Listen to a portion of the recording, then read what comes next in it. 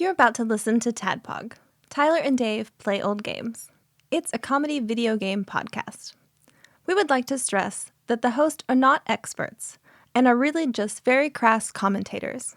Seriously, this is an explicit podcast that happens to talk about video games sometimes. So please enjoy this pretty okay podcast with Tyler and Dave.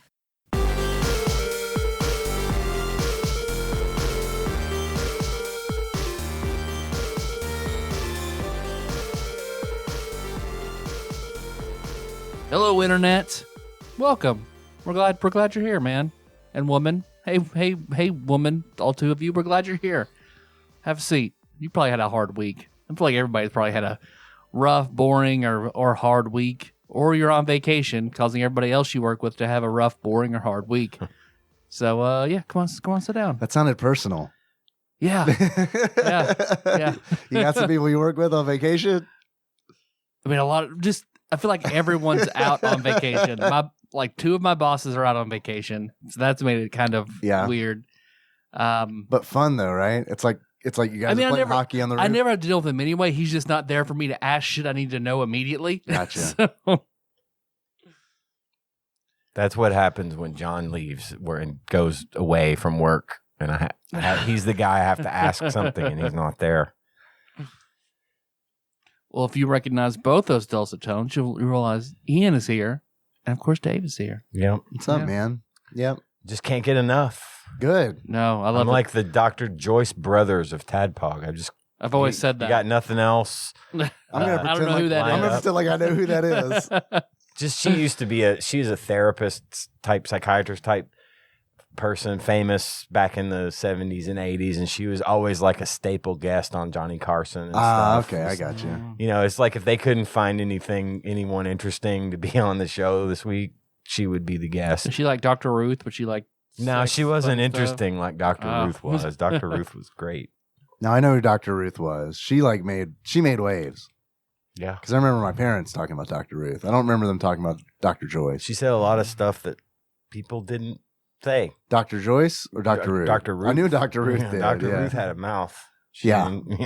Yeah. Women like to get fucked. Bullshit! What? Don't say that! Female orgasm. Get the fuck out of That's here. my mother! Yeah. Meanwhile, my parents were like, yeah, preach.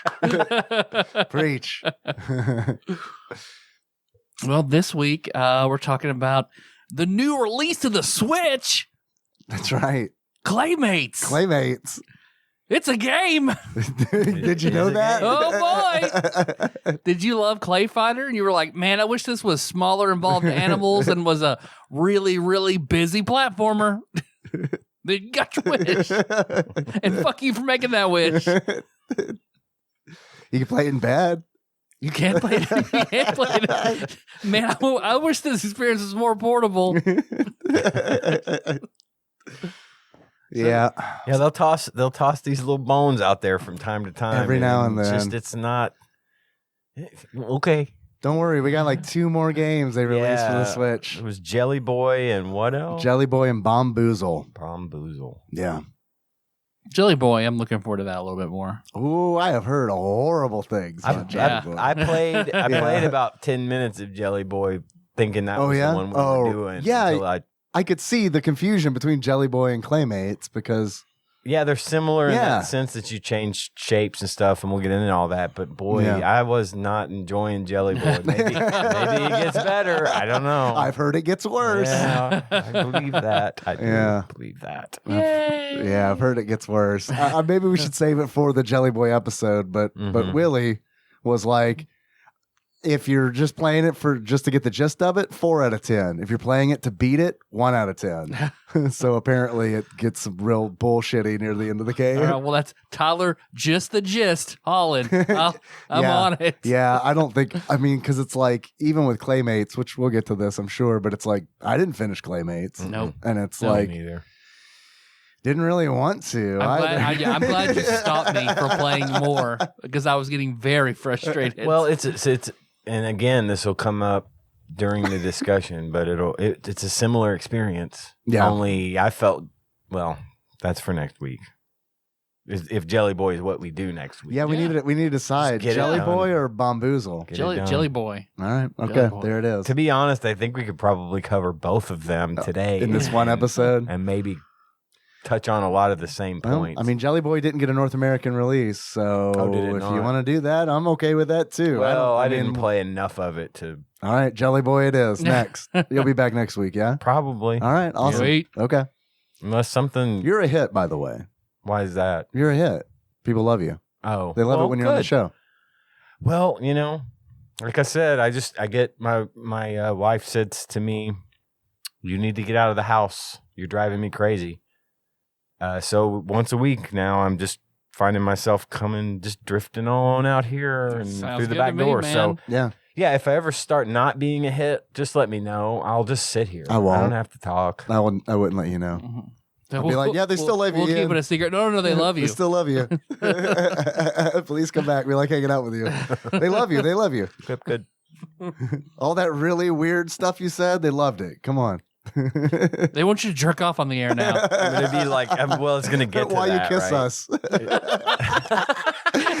they said it'd be funny. That'd be a great stinger to not record, but still do it anyway off mic. Are we recording? Yeah, we're recording. Yeah, we're recording. Go ahead. Start kissing. So I got a weird idea where we turn on the. You got a weird idea. Yeah. Now, that made me think, like, it'd be a fun idea. Turn on that NVIDIA voice and everyone jerk off and see who has the most dominant jerk off sound that the others just become background noise. Not me. I can go ahead on the record and say, not me. Quiet boy. Yeah. Oh yeah, me too. Yeah. Are you loud? Oh, yeah. Then you'd win. Yeah. Because Ian and I are quiet. Like loud, like you're making noises. Oh, I got that deep. Oh, I see. Oh, So you go yeah. at it. You really go at it. Yeah. Yeah. Like I'm mad at it. Yeah. All right. What you guys been up to this week? Man, not a whole lot. I got a question for you, Ian. Cool. This week, did you find the album that you've been searching for? The DG's no. album. Unfortunately, I did not. I had some help though that started coming in from the nation. Good. Person named friend of the show, I believe. I don't know if should I say his full name. Depends on who it is. I don't know. Ask Tyler. No. Okay. A friend of the show, which is in Murray, went looking at the record store I originally was going to try to get it at. Terrapin He could not- Station? Yes, at Yeah. Terrapin Station. He could not get it. Micah also did some looking for me in his area, and here's what happened. Apparently, this is going to be a lot harder to get than I than I thought. No. Apparently, the pre-orders for this album were back in February. Oh, shit. And they didn't tell the record store what it was. Like what the They pre-order didn't numbers say were? what the album was. They didn't tell the damn records. This is a I think they probably said something like, "This is a Foo Fighters album," and they didn't really go into detail. We've got about enough money, it so we're just going to fuck with people at this point. So just expect something. That's kind of So- what it does sound like. yeah, it doesn't. We're not going to release it digitally. Yeah. Also, So I don't. Maybe Yeah. they'll do a bit bigger release down the road. Hopefully, but it's going to be difficult to find this. someone's ripped it. Yeah, Right. and Someone I mean, will it's have really. written it, I yeah. actually want the actual. No, I physical understand, but at album, least you but might be able to get to listen to get to it. listen to. I mean, it's out there to listen to on the internet. like, Oh, okay. basically for free Okay. anywhere. They put all the songs out on Okay. YouTube. Okay. Good. At so least I you can hear it. hear the music, and I have, and it's really good. I just want that physical I understand. album. So, but given the results, and I do appreciate everybody that has chipped in to try to help me with this so far. I'm sure others are on the Yeah. hunt still Well, the too. reason I asked is I didn't realize that other people were helping. I think that's awesome. Zalnop's brother, Theme Park Hero, aka TPH, he collects vinyl. yeah. And Zalnop Zalnop Ponlaz? Pon Laz. Zalnop's brother Ponlaz. Ponlax. Ponlax. Ponlax. There you go.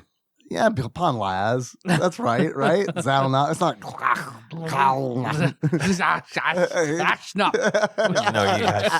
I didn't know you guys spoke Klingon. It's Orcish, actually. So his brother's got his vinyl dealer looking for you as well. Oh, so. Really? That's awesome. Thank you. I've had a couple people reach out to me directly. I'm sure there's others behind the scenes doing something, just checking. I really appreciate it. If we don't find it, we don't find it, but it'd be really great if we could. And if multiple copies, what I'm worried about is what happens if like 2 come in? Well, that's the thing. You know, I did want to. I said this last time. You want them to contact you. Get with me. Right. I just want one, and I don't. You know, I can't buy.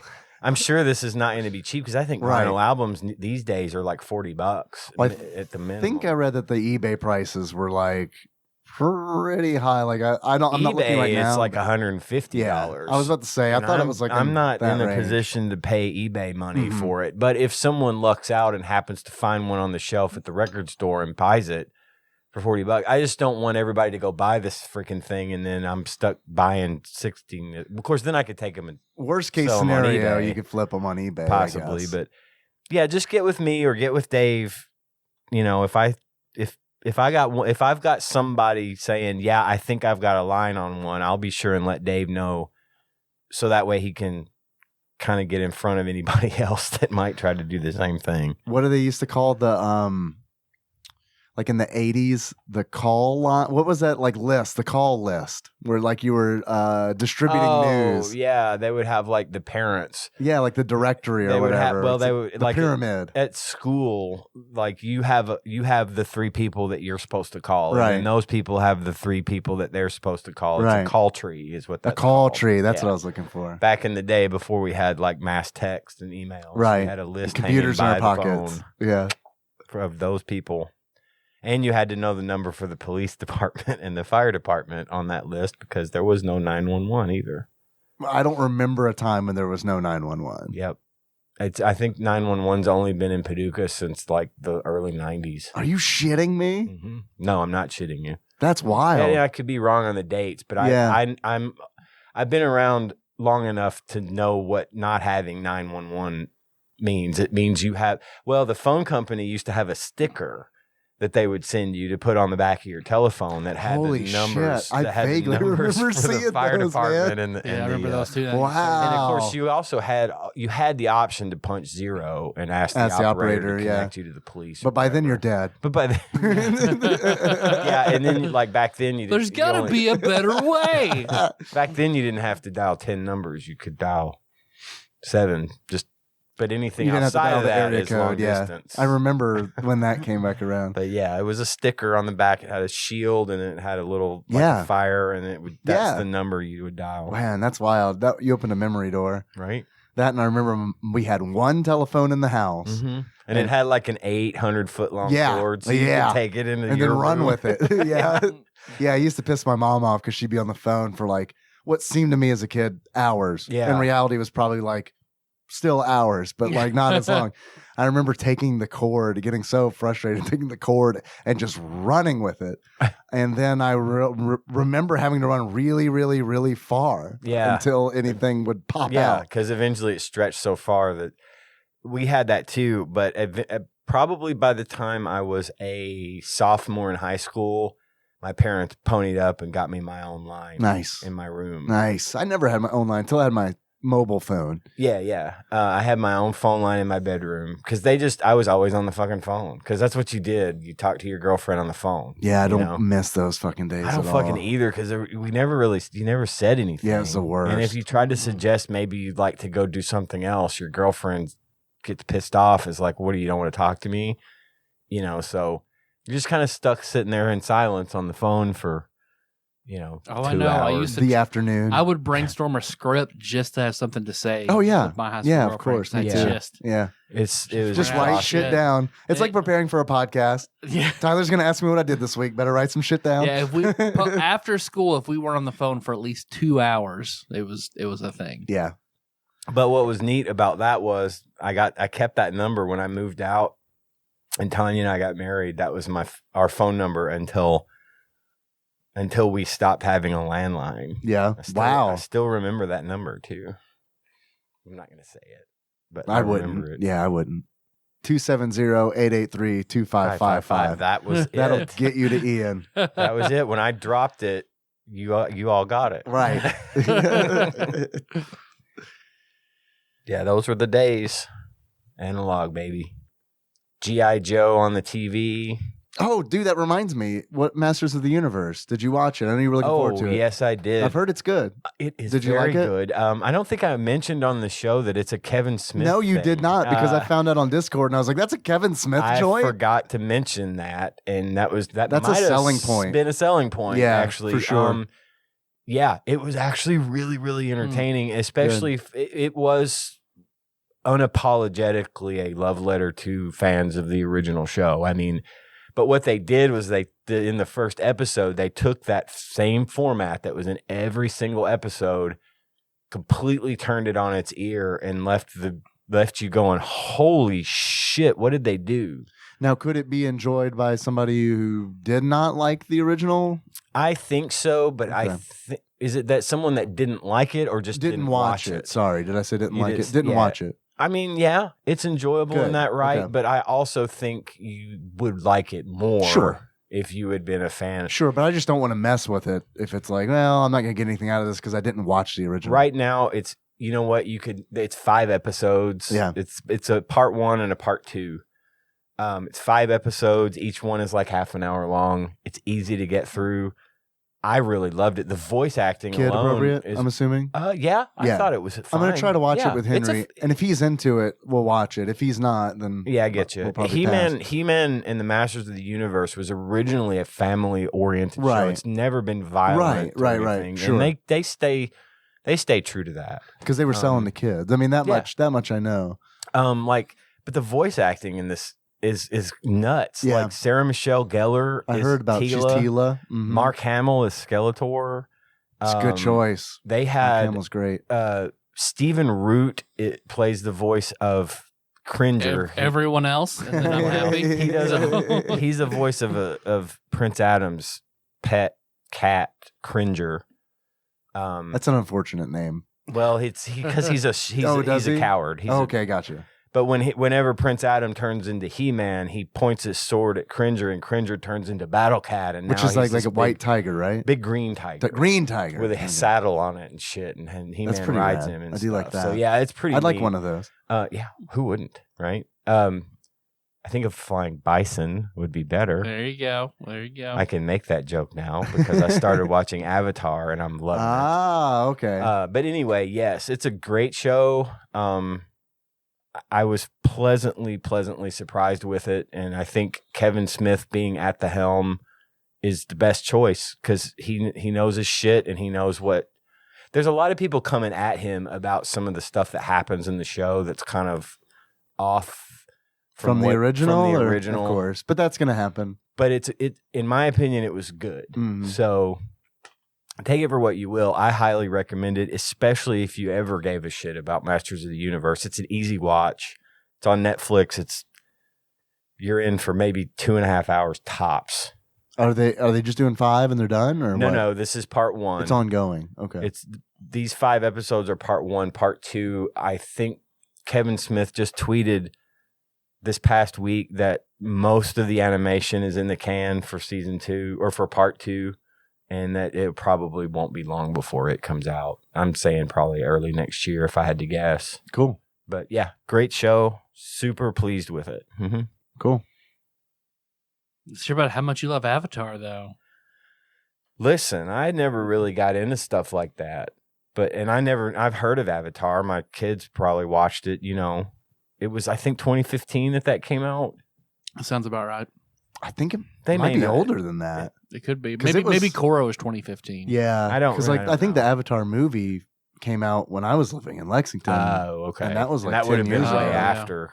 But well, I don't know if my kids liked it or not, to be honest. But Tyler's description when we had a few episodes back, Kana had asked us our top 3 anime of all time, and Avatar made the cut in Tyler's list. And then Tyler described the show, And it really got my interest. So I started watching it the other day, and I am absolutely 100% in. I love it.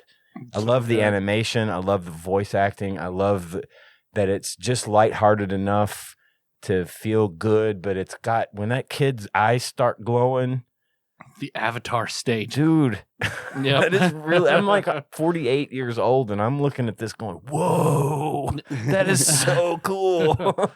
But yeah, I've really been getting into it. So definitely, thanks for turning me on to that. And they do a thing much later on when they sort of go into the backstory of the very first Avatar, and it's in a different animation style that I really like. Oh, really? That's cool.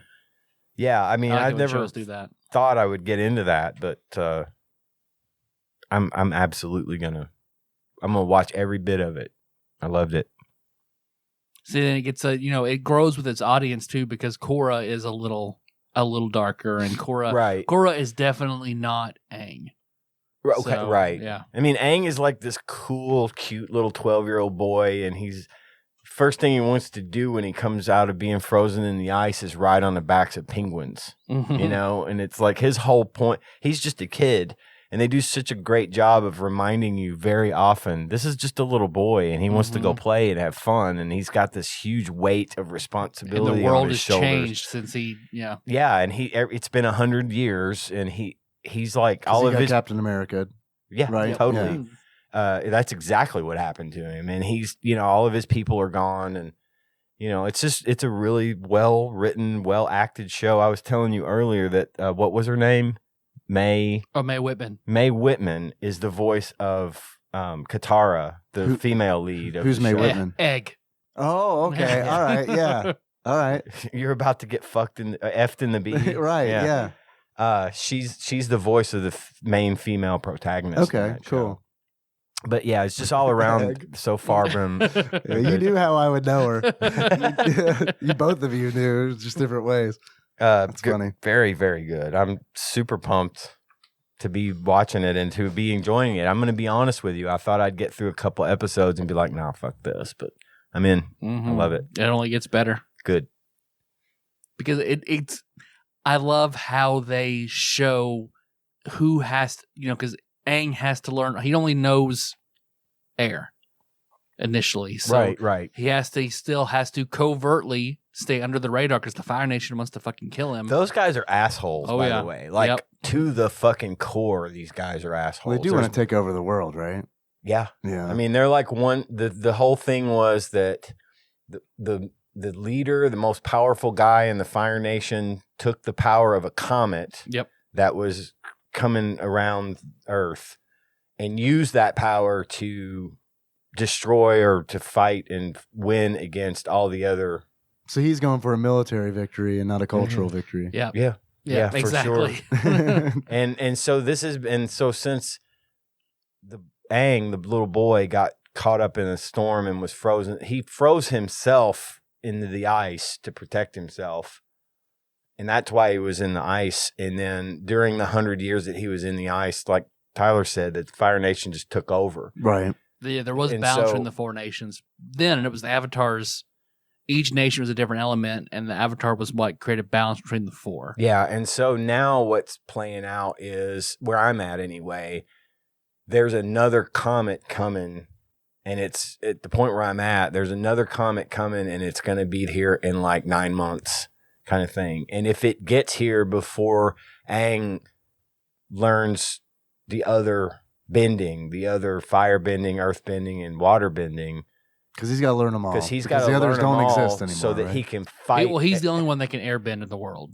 Yeah, they're all dead, and he's got to fight the Grandmaster, whatever, of the Fire Nation. But if he can't get that done before this comet comes, dude's gonna use that comet to finish the job and take over. So. TikTok, motherfucker. TikTok, motherfucker. That's exactly right. You ain't gonna ride any penguins if you don't take care of this shit in 9 months. Quit riding penguins and fucking around, kid. We got work to do. Because so how they find him the right teachers and stuff like that is so good and so well done. And my favorite character in Avatar has got to be though Uncle Iroh. Because, oh my God, I love Uncle Iroh. Like, he's one of my favorite characters in just all of fiction. He's a top 10 character. What do you like He's about the him? He's uncle Zuko's of, uncle. Zuko's uncle. Yeah, that dude is cool. Yep. That dude's got a very Mr. Miyagi feel to him. Like, he's very laid back and, wants to stop and smell the roses. And, like, he turned his fucking whole ship around to go find a tile for his little Pai Gow game or whatever the hell he plays that he thought he lost, but it turned out to be in his sleeve the whole time. But is that really why like, he turned the ship around? Yeah, I guess, right, because of what happens that obviously all played in, but he's super powerful. Like, he's one of those guys that's like, dude's charging at him with his foot on fire and he just sticks his finger out and stops it. So like a mid-blow. non-perverted Master Roshi kind of deal? Yeah, or? yeah. But yeah, he's a really good character. And, he right from the outset, you get the feeling that he's up to something. Mm-hmm. Like, not a bad something, just something, Right. But yeah, it's been really fun so far. I can't get enough. Cool. Because part of in your Ravenloft game, part of my character in your game was inspired by Uncle Iroh. Oh, okay. All right. Neat. That was the feel I was going for. I'm still having trouble keeping the names straight of the characters. Yeah. Like, I couldn't remember Katara's name for the life of me yesterday. You just pulled it off the top of your head that time, though. That was pretty good. It's there now. I was paying attention to it today to try to get it kind of locked in there. She is the two that find Aang frozen in the ice are a brother and sister from the Water Nation. Southern Water Nation. And they're just like a very small tribe of people. They don't have, but she is a waterbender and she's still learning. She's like the only one her village has. Yeah. Yeah, because there's the North Pole tribe and the South Pole tribe. It's like a Korea allegory? Yeah. I don't know if it's that. They haven't gotten to the North yet where I'm at, so I don't know what the North is like. So that's still going to be a surprise for me. Yeah, she wants to go there to work on her water bending because there's no one there to teach her. Gotcha. So she and her brother are in their boat fishing, and she's just pulling fish out of the water with her water bending. She's taking out a sphere of water that's got a fish in it, But anyway, she and her brother get into an argument, and she starts throwing a fit. And as she does, she's breaking this iceberg in half behind her. She doesn't realize what she's doing. Yeah. And then she breaks it, and then Aang shows up, and the rest is kind of ahead of us at that point. Cool. Yeah. He does a Doctor Strange teach me thing, and she teaches them? Well, she's not very good. She does. There's one episode where she's teaching him what she knows because they're still on their way to the North Pole. Uh-huh. And it's like the little things that she knows, Aang just picks up, just like he already knows. He just does it without even thinking about it because he just has a knack for it. Uh-huh. So he's got a few things that he's learned from her, but she's going to end up probably learning more from him, if I had to guess, just because she's not the Avatar. She wasn't kind of born for this sort of thing. It's not to say she's not good at it. She's just really good at catching fish. Really good at catching fish. Fish bending. Yeah. Practice and not very popular, but you gotta eat. Mastery of her craft is kind of her thing. She's only going to be focused on the one. Yeah, where Aang has to learn all of them, all four. Right. Yeah. And I do think my personal opinion is that water bending is the most powerful. I don't think they're all perfectly balanced. I think water bending is. I could see how yeah. Yeah, I could there's see some how stuff it I would won't be. spoil for you. There are some sub powers in water bending. Is it like that Magneto shit where it's like I'm slowing the iron in your bloodstream? I mean, it's more like shaping water, controlling it, like pulling some water out of a puddle and using it as a whip. Yeah, but I'm like talking about like the sub, because like I remember like when Magneto started doing that shit in the 90s, and it was like, what, you could do that? And I don't know, he may have done that beforehand, but I do remember like pulling the fucking adamantium out of Wolverine. It's like, why didn't you do that earlier? Why didn't you open always with that? do that? Did he stab you once? Should have opened with that. Man, come on, bud. Yeah, I could see. You've been doing this for 40 fucking years. I could see where waterbending would be probably the most powerful of the four. When you think about it, I think of airbending more as a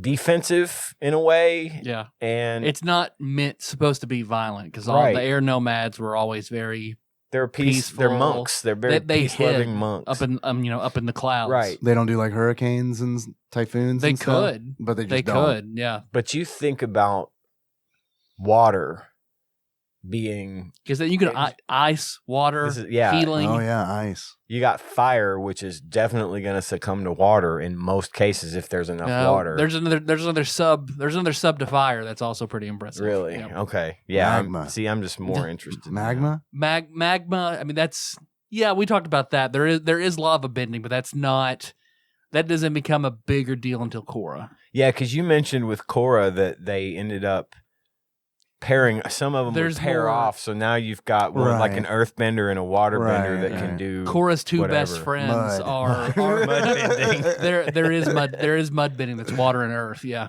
Oh, we did it. Hey, we got it. Yeah, we did it. Got it in one. Got this show's number. But like Korra's best friends are brothers, and one is a firebender and one is an earthbender. And so the earthbender, one of his sub powers is lava bending because he's not 100% earth, so he loses some high level earth skills. Sure, but he prestiged in the fire. Pretty much. Yeah. It's a good way to look at it. Because lava is multi-class. essentially hot earth. Yeah. Like Yeah. molten earth. Molten earth. So Yeah. he has he's like 80% fire, 20% earth. All right. So that's how that Sweet. manifests. As Okay. opposed to people who are 100% earth can do different things. right.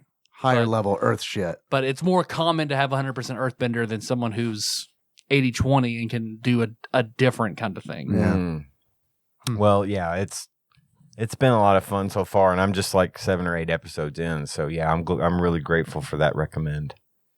Good. We'll talk more, I promise.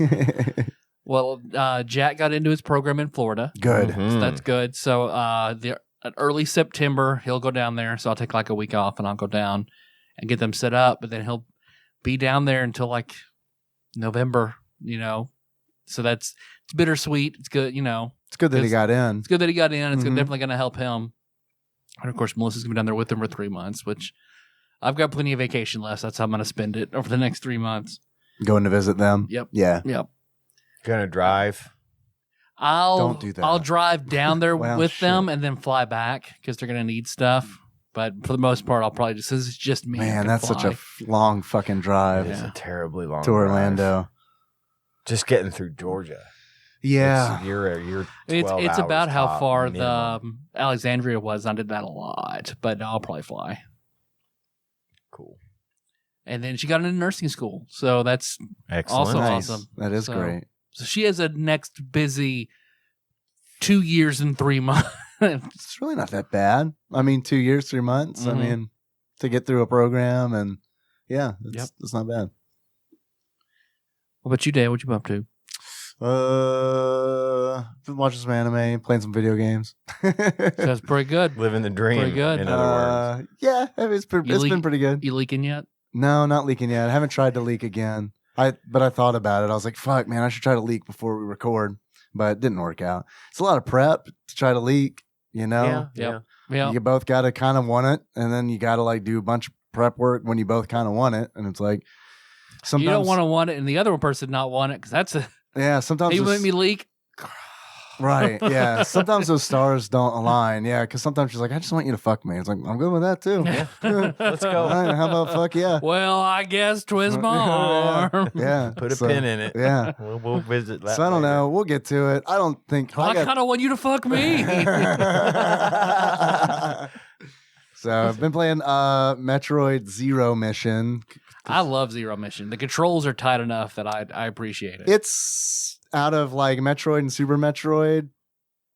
I like it better than those two games. I still have issues with it for It's sure. still the being a ball and bomb every square Yeah. bullshit that is Metroid. And there are definitely areas that are frustrating because it's like I'll get to I'll travel to a location. It is the wrong location, and I cannot get back on track the way that I came. So I have to go like a fucking circle of 8 rooms, Mhm. and then I'll forget about it and wind up in that room again Yeah. later. And it's like, God damn it, I got to do this fucking because like I'm looking for something, And it's like because I'm looking for something, I'm just going to every fucking room I can possibly think of, and then I have to do that whole backtrack loop again. Mhm. That's what I don't like about it. But I mean, yeah, I think it's better than Metroid. I think it's better than Super Metroid. Supposedly, it Zero doesn't. Mission and Fusion, I think, are some prime games I love. Is Fusion a first-person shooter Nope. or that's a side scroller? Yep. I don't like the first person shit. Yeah, a lot of people say that they don't like them. Wasn't there an N64 first person for Metroid? Yeah, there are a few. A few. I don't No, GameCube. Not GameCube, N64, I know for GameCube. sure. I don't know if anything came out Oh, of okay. N64. No, yeah, nothing for N64. Then there are 3 for GameCube. What did Fusion come out for? DS. DS. Okay. Yep. Well, fuck. I could probably play that one too. The only reason And they cranked the survival horror element up in Fusion. Oh, that's so there's a nice. lot of tense. I like It's that. good. I like that. Because Zero Mission is just a remake of Metroid, essentially. Yeah, then it's got the bonus mission at the end where you're Zero Suit Samus. Yeah. And I mean, I like it a lot better than Metroid. It's a lot more playable. It's way more playable. Yeah. Way more playable. The combat. That's why I'm trying to go back after I played those. Can't fucking do it. Well, I think I've said this before, but like Metroid is one of those, for the NES, is one of those games where like, I feel like when it came out, oh, yeah. if I had played it when it came out, this would have been like mind blowing. But because I never played it and just kind of went to it the first time, like as, I don't know, a young adult, an old young adult, it was like, because I probably tried it. Adult. I probably tried it for the first time in my 20s. Yeah. And it's like, I don't know. Yeah. But anyway, it's Zero Mission. This is a little late to announce, but while we're recording, at the time of this recording, is the game of the month on the TADPOG Discord. By the time this comes out, we'll have voted in a new game. So looking forward to the next one. This one's okay. I mean, I wasn't going to try it. And then I was like, well, people started talking about it on Discord and posting, some stuff. And it's like, okay, all right. Well, people are into it. I'm going to go check this out. So I'm going to try to finish it before the end of the month. I think I personally, I think it's worth it. Yeah. Yeah. I'm like, but just those 2 games. Yeah. I could take or leave any of the other Metroids. I'm like 3 bosses in, and I don't know how many there are. It's pretty good, I think. So good, because I don't know what my time is, but like, I think Nathan posted like a 3-hour time, and then I think Slim was like, that took me 6 hours. I'm like, I think my time's going to be like 20 hours.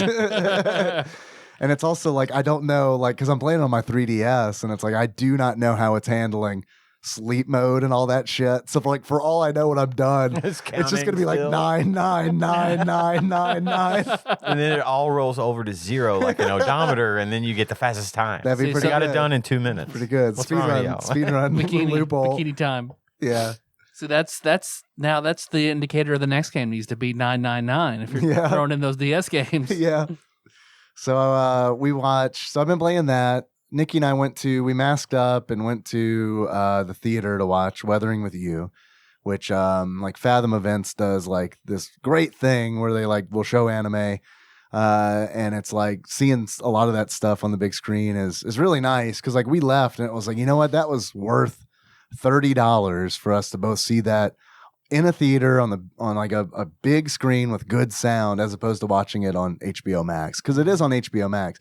And I do recommend that you watch it. Anybody listening, if you like anime, if you're into it, it's really good. It's a romance. It's like a fantasy romance kind of thing, but not like fantasy like sword and sandals. It's like there's a girl who can control the weather, and she and a runaway boy fall in love, and there are very big consequences for their love. So it's pretty interesting. What's it called again? It's Weathering with You. Okay. It came out like, I think in 2019. What if Storm and Gambit came together? Yeah, she's more of like, she's more like, so like she can control the sun essentially. Like, so like that's her big thing. She's a sunshine girl. So like there is like there's this folklore about some like weather maidens essentially, where they're like possessed by a fox spirit, and because of this possession they can make the sunshine appear. And then there are also maidens who are possessed by dragon spirits, and dragon spirits are responsible for like water and stuff like that. Okay. So yeah, it's cool. I definitely recommend it if you're into that kind of thing. It's definitely not like there's like, it's drama and there's a little bit of action, but I mean it's not like, I don't know, it's not like action packed anime. It's kind of like one of those like I don't want to bring like Studio Ghibli into it because I mean, but it is kind of, it's got that tone, it's got that like pace. So it's good. Yeah, it's very good. But I mean, it's not like, you know, it's not like a shonen anime or something like that. We're almost done with Nagatoro. We got like one episode left of Nagatoro. And then we got to figure out what we're going to do next. I pitched Brotherhood, Full Metal Alchemist Brotherhood. I was like, I really want to watch it, but it is 60 episodes long, and that's going to take us 2 months straight. And we're not sure that we want to do that. We're like in like smaller bites. We're like in the 12 episode thing where it's like, yeah, we can do 12 episodes, and that takes up 3 weeks, and it's like we can move on to the next thing. So I don't know if we're gonna make time for Brotherhood or not. So I don't know. We got to figure it out because we're start up on new shit on Monday. So. Oh, and also this is unrelated, but I know I mentioned it last week. The trivia, the TADPOG, there's a TADPOG trivia contest that's going on. The deadline is August 10th. If you want to get in on it, it's all questions about frequent callers and contributors. The 3 Steam codes are being given away, and Big Dick Pie Baker's grand prize as well. Currently, at the time of this recording, Exalted Lord Mike of Purdue has the score to beat, which I love that Micah is like listening and like involved in this contest because it's like, I feel like that's a name I haven't heard in a long time. So it's really nice to hear that he's involved.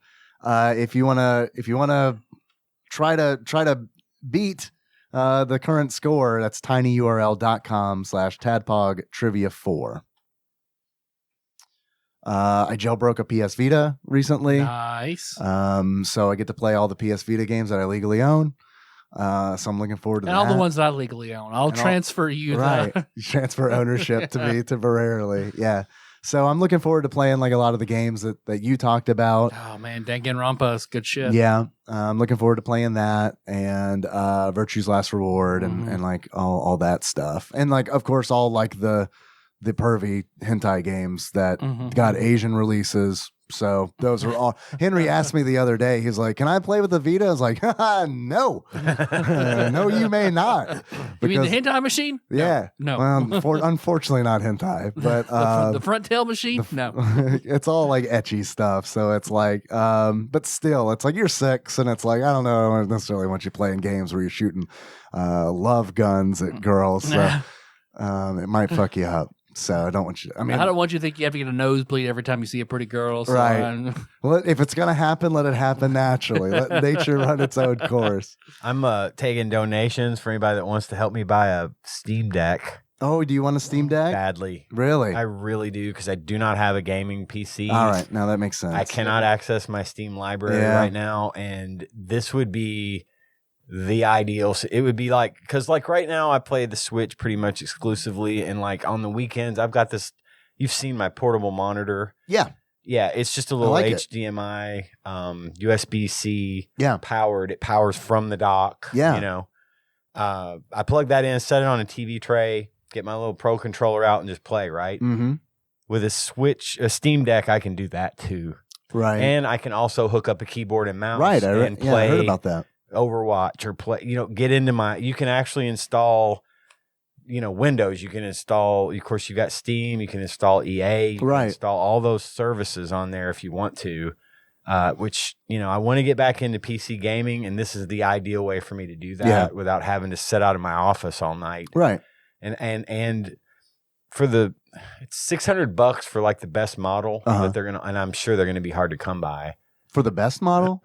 Yeah. Really? I thought it's got like the 512 gig NVMe drive. I don't know why I thought it was more expensive. Like, because I know they had different tiers. It was like $549, I want to say, for that tier. There could be another that I'm not aware of.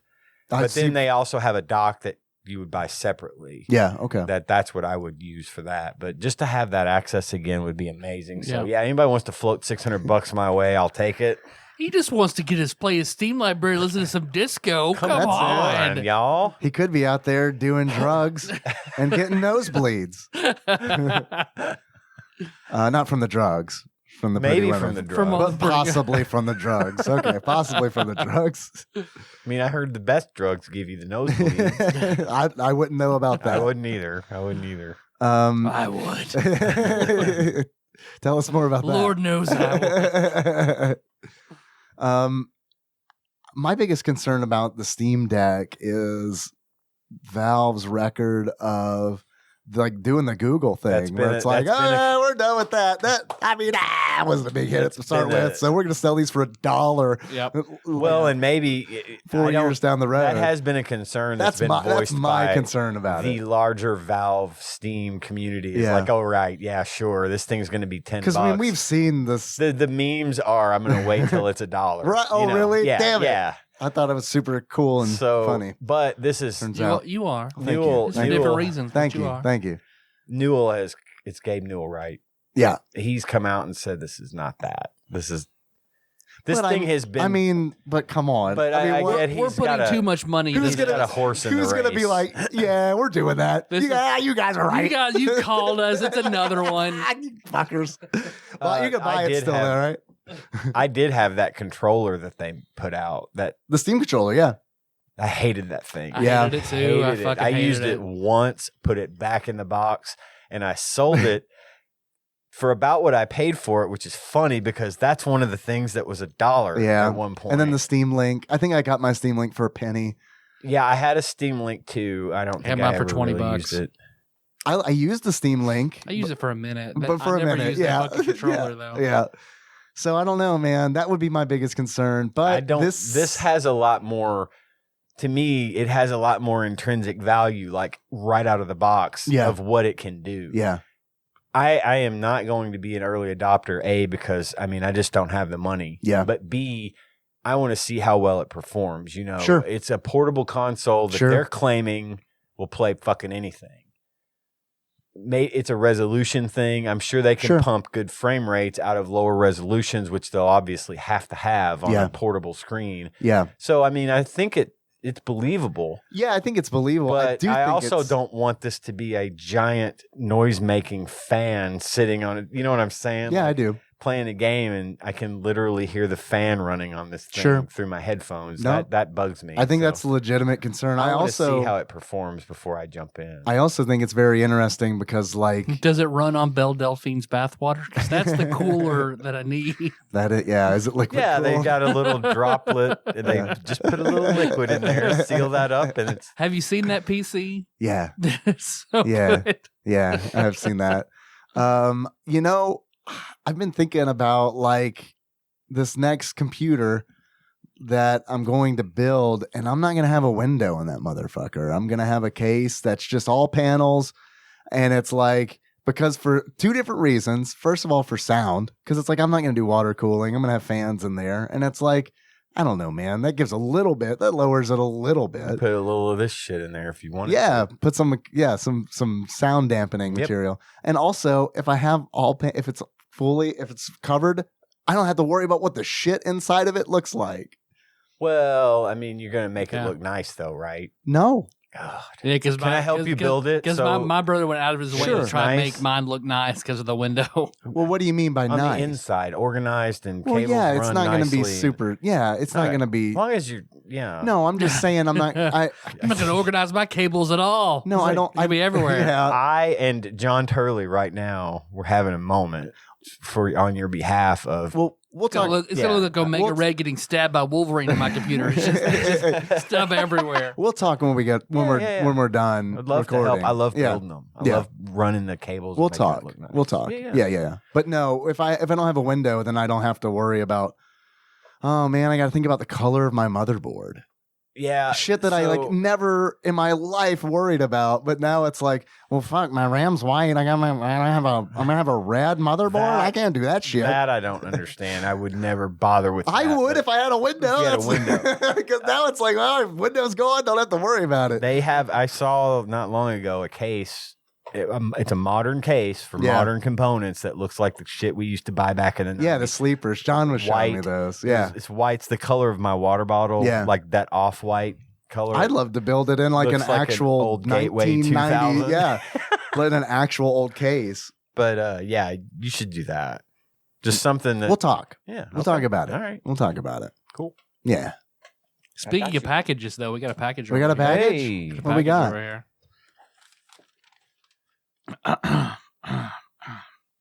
Hey guys, Hey. one of my favorite desserts, properly made in Ukraine and finally imported to Brooklyn. Simple, but so good.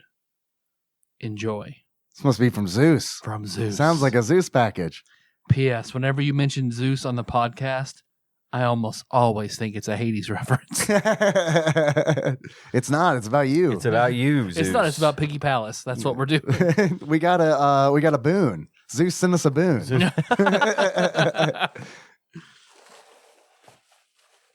The boon from Brooklyn. Maybe that should be his name. The boon from Brooklyn. Zeus, the boon from Brooklyn. Those look like nuts. They look like big Like pecans. I don't understand. It says great value on there. I don't know. Great value, Ukraine. Can we eat these now, or are we going to wait for the totally going to happen tasting video? Well, they're not spicy, which also makes me think maybe we should save them so they're a good break from the spicy. Family All right. is Lola Trading. Lola Bunny's nuts. Oreshki. Lola Bunny's fat tits. This is where they win. I hope I'm saying this right. Oreshki. It is cookies with condensed milk. What? I believe these are cookies. Those are cookies? with milk inside. Oh, okay. Condensed sounds good. Milk. There's not a whole lot of other description. Now there's two packages. They look like the packages look like giant plastic pie slices. Are those the same kind, or are they different flavors? They look like different flavors, but the ones, no, they're the same. They're the same. They're the They're the same. same? So, They're the same. yeah. Okay. The light, I was looking at one side of the. Do you want to take one, Ian? No, I'm not going to eat one right now. They do look good though. Beware if you are hypersensitive egg protein. No, I'm good there. It doesn't say two egg protein. It says beware if you are hypersensitive egg protein. Well, I'm not egg protein, so I am hypersensitive. Hypersensitive, but I am not. But I'm not egg protein, so it all works out. Shelf life after defrost and refrigeration is 45 days. So we should put these in the fridge. Put these in the refrigerator. Yeah. Okay. Produced in Ukraine. Very cool. If that's a sign of how much we've talked about when we're going to do the That's the also a video sign of tasting video. This has sat here for a minute, so I'm wondering. It's a shows- sign for what? That package did sit here for a little while because it was at the bottom of the stack. Was it 45 days? It was not 45 days, no. And it says here the expire date is March 22nd, 2022.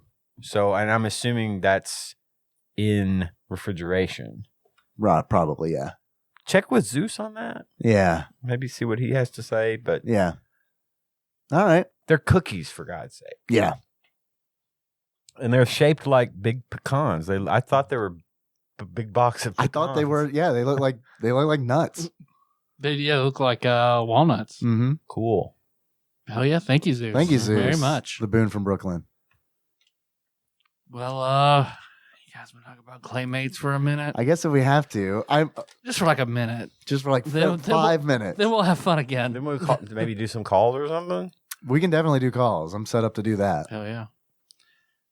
Well, you hear that, Dave? I do hear that. It sounds like much salivating over Zeus, the boon from Brooklyn's nuts, which of course ushers in a segment that we like to call Dave Reads from Wikipedia. Claymates is a video game for the Super NES. It is one of Interplay's Clay animation titles, which also includes the Clay Fighter series. A Sega Mega Drive version was planned, but never released. And there we go.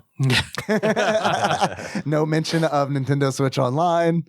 Actually, hold on. Let me see. That just dropped Yesterday. At the time of this recording yesterday, yeah. Yeah. So there is a little bit of an overview, but I do think they do mention one of the funniest things about this game is the box art. On the box art at the top right, it says it's powered by Blaze Processing. The Blaze even has little lines behind it, like speed it's lines. moving. Speed yeah. lines. 420 Blaze It processing. So that's just bullshit. Yeah, it really is. That means nothing. Much like the blast processing that Sega touted, which I'm sure they are referencing by saying blaze processing. Doing a little copying. A little bit. Or making fun. But That's really passive aggressive, though. I mean, you put it on the box. yeah. I don't know what Axe Visual Concepts or Interplay Productions, the developers and publishers correspondingly, have against Sega, other than maybe it has something to do with them being like, nah, we don't need a Genesis version. It was planned and canceled, so maybe that had something to do with it. I don't know. Although we do have a Chonky Boy instruction booklet. There's a big old 34-pager instruction booklet, which is insane for a game that is a platformer. I don't know if that was mentioned or not. This is a platformer. To its core. Would you like me to read the introduction? Please read the story. Yes, please read the introduction. It's got wonderful art too, by the way. Oh God, which no one could see, but it's like it was drawn like by an elementary school. It really does. You know what? You could get by with a lot in the 1990s. And for video game, from all the instruction manuals I've looked at, somebody made this at home and now it's in a book. Right. A lot of these look like church bulletins. And this artwork looks like a church bulletin. Yeah. You're right. It does. It does look like this kid's about to get baptized. No, you're right. It does. By Danny DeVito. Or Mario. We just never realized he didn't have or hair Gallagher. under that hat. Yeah. Dr. Gallagher. This is bad. Yeah. The Claymates story. Yeah. Mudville, USA, home to Professor Putty and his son, Clayton. Professor David Putty. David Putty. Hell, I got a cousin named Clayton. It was the most peaceful place. This afternoon, however, it was all about to change. It started out like any other day. Clayton going off to school, leaving his father at home with his experiments, like any other day. Every day. Hold on, I need to read Meth Lab. Dr. Clayton's Meth Dr. Lab. Clayton's Meth Lab. He's the one that taught Walter White how to make it. Let me re-download it. Make sure my phone stays on. Because it's a chunky boy, like we said. It's big. It's a Garth Brooks. Today, however, his father was on the verge of a fantastic breakthrough, and Clayton could barely keep his mind on his lessons. As soon as that last bell rang, Clayton raced home, hoping in time to help his father with his work. Half a world away, another person eagerly awaited Professor Putty's breakthrough. Through the smoke of his magic cauldron, the eyes of the wicked witch doctor Jobo looked down on Mudville. Would this upstart professor be able to do what only he, the great Jobo, was able to do? To turn living creatures into clay. There was only one way to know sure, to go there in person. With some incantations and a puff of brimstone, he was on his way. Science and magic are the same thing. That's what they said in Thor. Yeah, you're right. You're right. They probably took it from this. Clayton ran up to the porch of the house, only to be knocked to the floor by an explosion coming from the basement. So it started in the basement and exploded all the way through his house out the front door. Startled and a little bit scared, Clayton looked upon his father to see him smiling with success. It had worked. The clay morph serum had worked. Suddenly, there was a second explosion, and in a cloud of smoke, the witch doctor Jobo appeared, claiming the powers of over clay were his alone. He's claybender. Mudbender. Jobo demanded his serum and the formula. Professor Putty was not going to let this breakthrough go without a fight, but he was powerless to stop the wicked Jobo.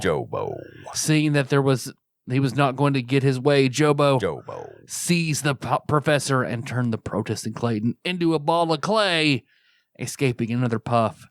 Now it's up to Clayton to rescue his father and the serum that will turn him back into a little boy. He will face many dangers as he travels to the end of the earth and beyond. Earthbound, weird noise. If he's going to finish his quest. To aid him in his quest, Clayton has the ability to transform into 5 different animals with the help of pieces of clay he may find along the way. Each of the 5 animals has its own abilities and skills, and he will need them to run, jump, fly, swim, and climb past anything in his way. So those animals are Muckster the cat. Muckster transforms into Clayton transforms into Muckster when he gets a red piece of clay. Like most cats, Muckster has razor-sharp claws. They come in handy when Muckster needs to defend himself against enemies and can cling to the side of trees. Muckster can climb up and down trees, getting to places that others cannot. All this while Muckster is a rather arrogant feline. He believes that he is the best Claymate. Trademark. Yeah, yeah, I do love that they bothered to trademark Claymate. And I mean, Muckster just walks around like he is the fucking business. Yeah, for sure. That dude is fucking full of himself. I mean, he probably is the best. I'd like to point out that Muckster is also trademarked. All of the names of these characters are trademarked. are trademarked. Yes. Uzi. Trademark. The best character. My favorite. I like Uzi. Muckster. Uzi. I like Uzi. By collecting a great piece of clay, Clayton becomes Uzi the mouse. Just a wonderful rolls off the tongue. Uzi is able to run faster than any other Claymate. He is he fast is. as hell. Dude can scoot. And defeats his enemies with his mighty roar. Once Uzi starts running, nothing can keep up with him. Thanks to a technique called Blaze Processing. Blaze Processing comes in. That's how Uzi runs so fast. It is possible for Uzi to accelerate to his amazingly high top speed. He will seem like a Shame bird. on you, Visual Concepts. Shame on you. Screaming across your television. One of Uzi's other attributes is his small size. He's able to slip through many holes that other Claymates, like Muckster over there, can only look through. There was no trademark on that Claymates. That's why I didn't say trademark. Yeah, no shit. Maybe you can only trademark the singular Claymate. Claymates, on the other hand, maybe Free for not. grabs. Yeah. Well, now we'll have our Claymates shirt. Yeah. Goopy. Trademark. Clayton can transform into Goopy the fish by picking up a purple ball of clay. Goopy can swim around the sea with ease, zipping by enemies who get in his way. He is also able to jump on the shore whenever he wishes. I mean, yeah, but only for like 10 seconds. Yeah, he'll die. Does he fucking just die like a fish? You'll turn back into the ball. You start out as a blue ball of clay. That can punch. And then if Goopy dies, if Goopy runs out of breath, that's a hit. You turn back into the blue ball. Can the blue ball go in the water? Yes, but it can't swim. It just kind of falls. You have to really tap it to move. You platform regularly as the ball, but slowly. I didn't get to the water level on this, so I didn't know. They're the worst. Water. And Goopy's the worst. Goopy is the worst. Goopy's got teeth, y'all. Some fish have teeth. I mean, people teeth. Like big. Yeah. He flosses. It's like when Santa's little helper got Grandpa Simpson's dentures. Exactly. That's what Goopy looks like. Perfect visual there, yes. And Globmeister. Trademark. When Clayton finds a brown piece of clay, he becomes Globmeister the gopher. Globmeister's able to burrow through any loose dirt, getting into caverns none of the other Claymates can reach. The deeper the hole he needs to dig, the happier Globmeister becomes. Giggity. While happy with digging holes throughout the world, Globmeister collects acorns in his spare time. Girl, you look like you could take a Globmeister. Let me show you my Globmeister. He can throw his collection of acorns at enemies that try to stop him from digging. There is nothing that makes Globmeister more unhappy, so he always makes sure he has as many acorns as he needs. Which I think I liked. I said I liked the rat the best. Yeah. And I played as the rat the most because I only got through like 4 or 5 levels. Yeah. But I did fight one of the bosses, and you turn into Globmeister to fight him. And that dude He's got projectiles. He's got a great attack. His acorns. You can spam them. You can spam the acorns. Shit. It's like the spread gun in Contra. They're just everywhere, and they do a lot of damage. And the fact that he can dig is pretty cool. So he's like probably the most useful character as far in a battle because of that weapon. Because it's unlimited. You don't have to think about it. You just spam that shit and things die. But Uzi barks like a dog. Uzi is a mean motherfucker. And he's a mouse. Yeah. It's almost like he wasn't always a mouse or something. I don't know. I don't know. It's just a guess. There's more story there. Yeah, we need to peel back the layers. And then there's this plucky duck looking motherfucker. No shit. Dodo. Trademark. By merging with the green piece of clay, Clayton can also take on the form of Dodo the bird. Dodo is able to fly by furiously flapping his wings. Although not very graceful, he can still fly over enemies into the sky in places none of the other Claymates can reach. He also needs a runway to get enough speed to leap into the air. That's why I never did it the few times I got to play as Dodo. Yeah, I never got to play as Dodo I didn't because he either. doesn't show up, I guess, until like the third world or whatever. Which tells me that none of the earlier levels are designed to be able to fly up super. I mean, there's lots of stuff high up in the early levels, but most of the time you get to those by like getting shot out of a tube or something and or climbing various, apparatus to get up there. But yeah, it looks like they don't really give you the option to maybe go back and play those levels as Dodo. And there's a good chance that I've missed Dodo. There's also that. Because there was one, I actually found Dodo in an early level, but he was way up there and it was just accidental. And it was right towards the end of the level. I was almost out of time, so I couldn't go back and because try there's to a do timer. stuff with him. So, But I mean, it's like, because the levels are enormous. they're really huge. big. Yes. You can explore, like, there's a lot to explore And if you want to do They that. give you like 10 minutes, but you need to know your way around to be able to get out. Because every level I played, I almost got trapped. I did run out of time on like one of the third or fourth levels or whatever, just because I got lost and I couldn't figure out how to get out, get back up above. Because mostly it's like underground stuff where I would get lost. And it didn't really make it super clear how to get back up to the surface so you could get out. Because you could just literally run a straight line on some of these and be out. Yeah, that's what I did on a lot of them. Yeah, a lot of them was like, okay, left to right. Sometimes that's the way this shit works. Sometimes they force you underground and then you get lost in the cavernous mazes. Sure. But no, I was there for sure too, like in the the sewer area and shit. You get like 10 minutes to play a level. So, and if you don't do it, you die. Got to start over. Well, we're from a checkpoint. Sure. Anyway, go ahead. I think there was only one more interesting thing about Dodo. There was not enough clay when Dodo was made, so his wings are much smaller than they should be. Because of his small wings, Dodo tires easily, can only stay in the air for a short time.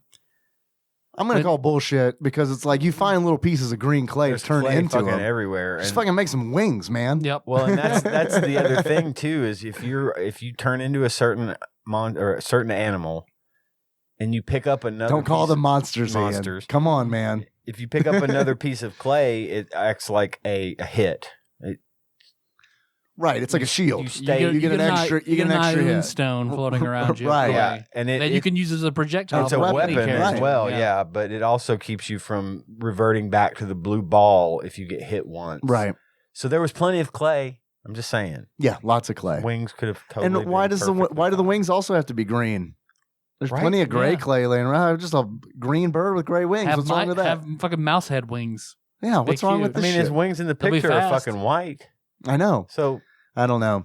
anyway, Now that's an interesting idea for like what this game could have been is like configure your create your monstrous Make creature your monster. and then try to get through the level with it. Where it's like you put points in like, does it have wings? All right, that takes like 3 pieces of clay. Do you have 3 pieces of clay? All right, man, you got wings. All right, do you want to be fast? That takes 2 pieces of clay. Do you have 2 pieces of clay? All right, 2 pieces of clay. Now you can. I think that would have been more interesting. And then it's like at the end of the level, it resets every time. Do you want to be a ball with 6 wings, like how Like an angels are described angel? in the Bible? Right. Perfect. Yeah. Do it, monster.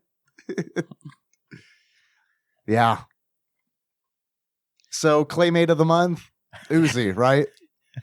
I think Muckster's my favorite, though. Muckster. and Muckster Ian. can walk up trees. That's pretty cool. That is pretty He cool. has a very fast melee attack. Yes, he does, and it's powerful too. Because like you have to 2-hit like the big dog that looks like the Looney Tunes dog. Yep.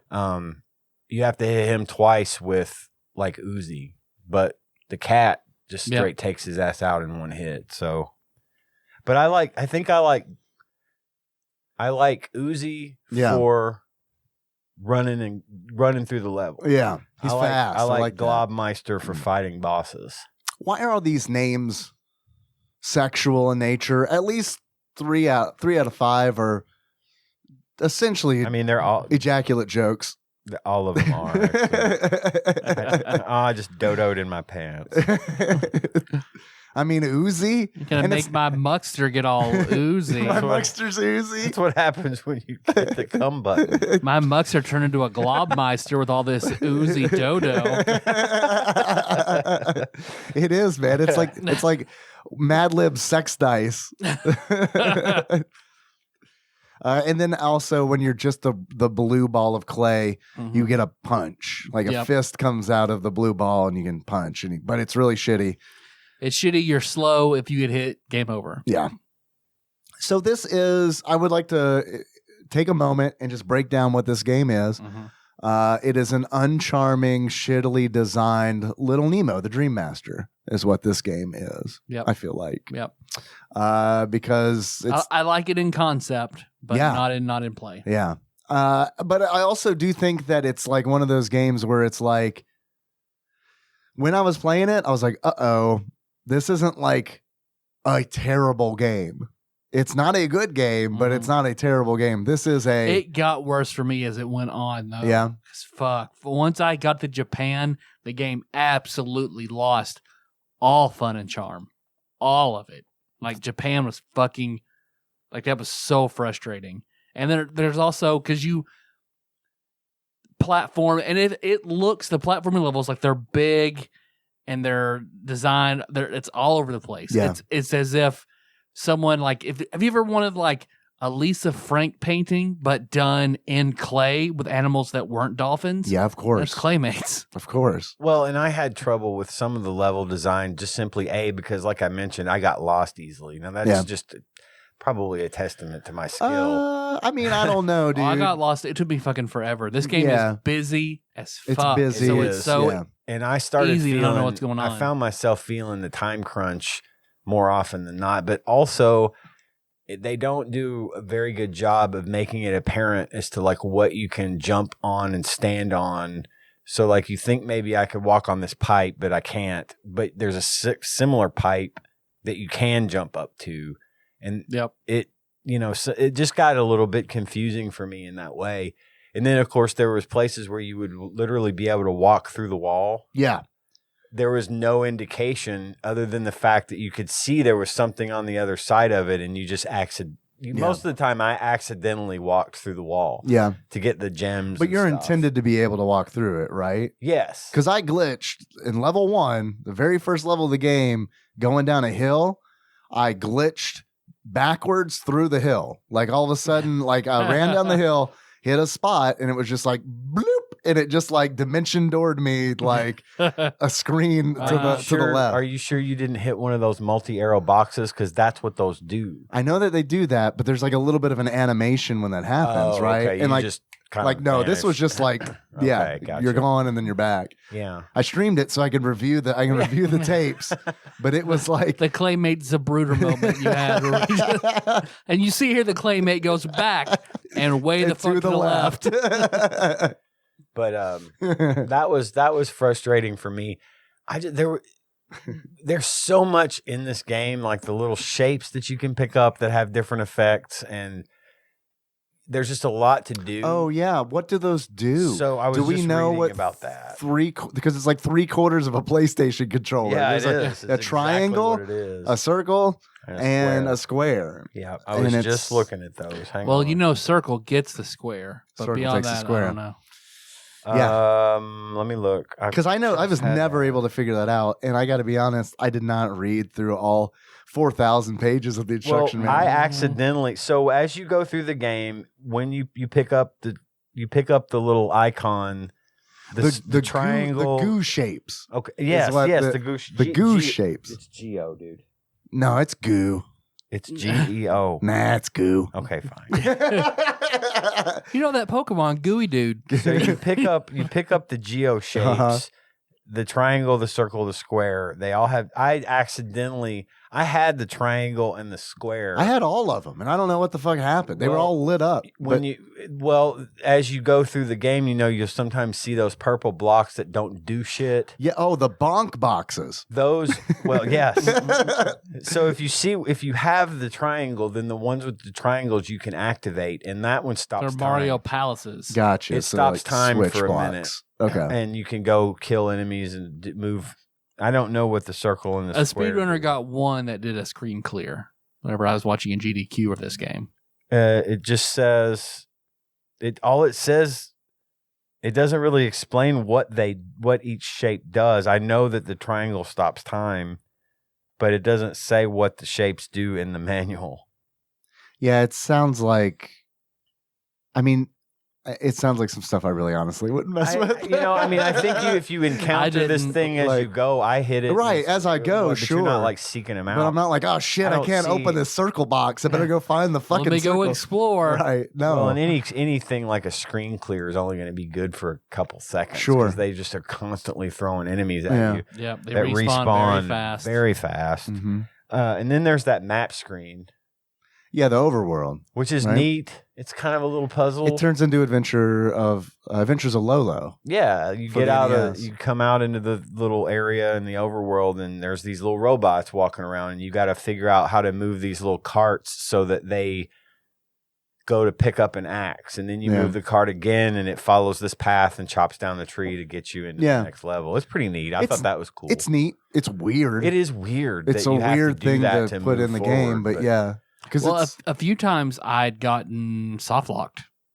Really? With those, and they would just go into Oh, a they were corner. in a- Oh, yeah. and there was not shit. Do you know how to take care of that? No. Because that happened to me too. And I was like, this is shitty design that it's like they just get stuck. And because they do, if you go cross into the previous and come back. go back into the level you just finished, start select out of there. And this was all just a guess. Because I mean, when I was playing it, I was like, fuck, I don't know. I guess maybe I can Super Mario World this shit, go in and come out. And yeah, when I came out, they reset. Yeah, I was able to do it again. So where in Japan, that's where I stopped because I just got frustrated on one. Yeah. Because you had the carts. Was it just a language stone. barrier or a culture thing? Or Yeah, just culture shock, man. I just couldn't. It's like, man, where are your Reaganomics? I can't do this. Had carts, stones, and warp tiles. And it was just like, okay, fuck this. I see. I just want to play the game, and I can't play the game, so fuck it. Yeah. Now, you got to earn your passage into the next level as if you didn't just beat the level you were on. You'd think that would earn your passage, but no. We got a little bit more for you. These robots have to pick up axes and cut down trees. Right. Or pick up bombs and blow up rocks. Wait, can I pick up the axe? No. Can I pick up the bomb? No, robots absolutely not. only. Right. My uncle's like in serious danger. Can I bend the rules a little bit? No. I mean, this clay even has an arm, or I could get robots only. You know I'm literally clay. I could squeeze through. Is that cool? Nope. No, can't do it. Sorry. Also, why? I'm a hand. Can I turn the robot around? Nope. It's got to bump into a bush and turn around. And there's a mine cart with like 3 foot of track. Then you got to move it up so he doesn't hit it. Yeah. You can push it with a rock. How about that? Best I can do. What is it with, and I know this isn't just Claymates, but what is it with video games where the villain shows up and kidnaps someone when the solution is obviously to kill that person? Because JoJo already knows how to do what the professor's discovered to do, and JoJo's like, I'm the only one who wants this power. Just kill him. Yep. Kill him, burn his house down. And don't turn the kid into clay. Kill him kid. too. What's your problem, JoJo? You are evil, JoJo. You're not maximizing your evil potential here. Right, exactly. And it's like, are you like under what jurisdiction are you under? Also, are you the bride sparing that little girl knowing she's gonna come kill you? Like that's what happens. Yeah. Also, you can fucking teleport pretty much anywhere you want. Why do you give a fuck about animating clay? It's a good question. You don't need an army. You got to fuck something, I guess. Nice and oozy. Oh, God, yeah. That oozy. Yeah. When he collects a pink piece of clay. for the McDonald's drive-in people. That oozy pussy. Yeah. Have you been like going through my browser history? What are you doing?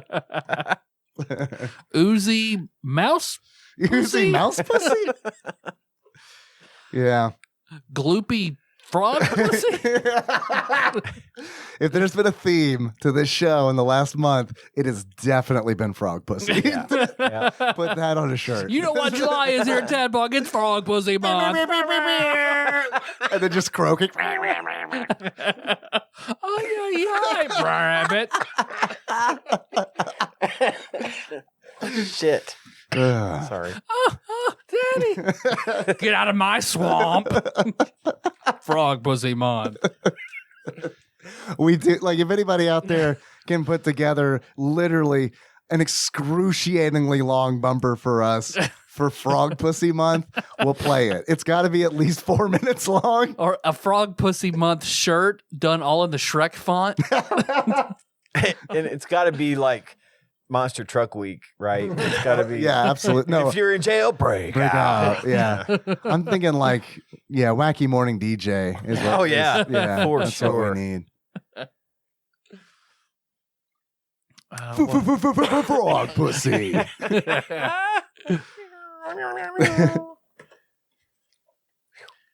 There's What- diamonds. You can collect, Yeah, red a lot of diamonds, gems. blood diamonds. yeah. It says a lot about the world that we live in. And those are how you buy your way into the bonus round. I did confirm. I was asking about it earlier. Yeah. It's got to be 100 or more gems, and you go to the bonus round. By the end of the level. By the end of the Yeah. level, you turn back into a blue ball because it says blue balls only. Right. Yeah, it Which does. is like, okay, Balls only. I could get in there easy.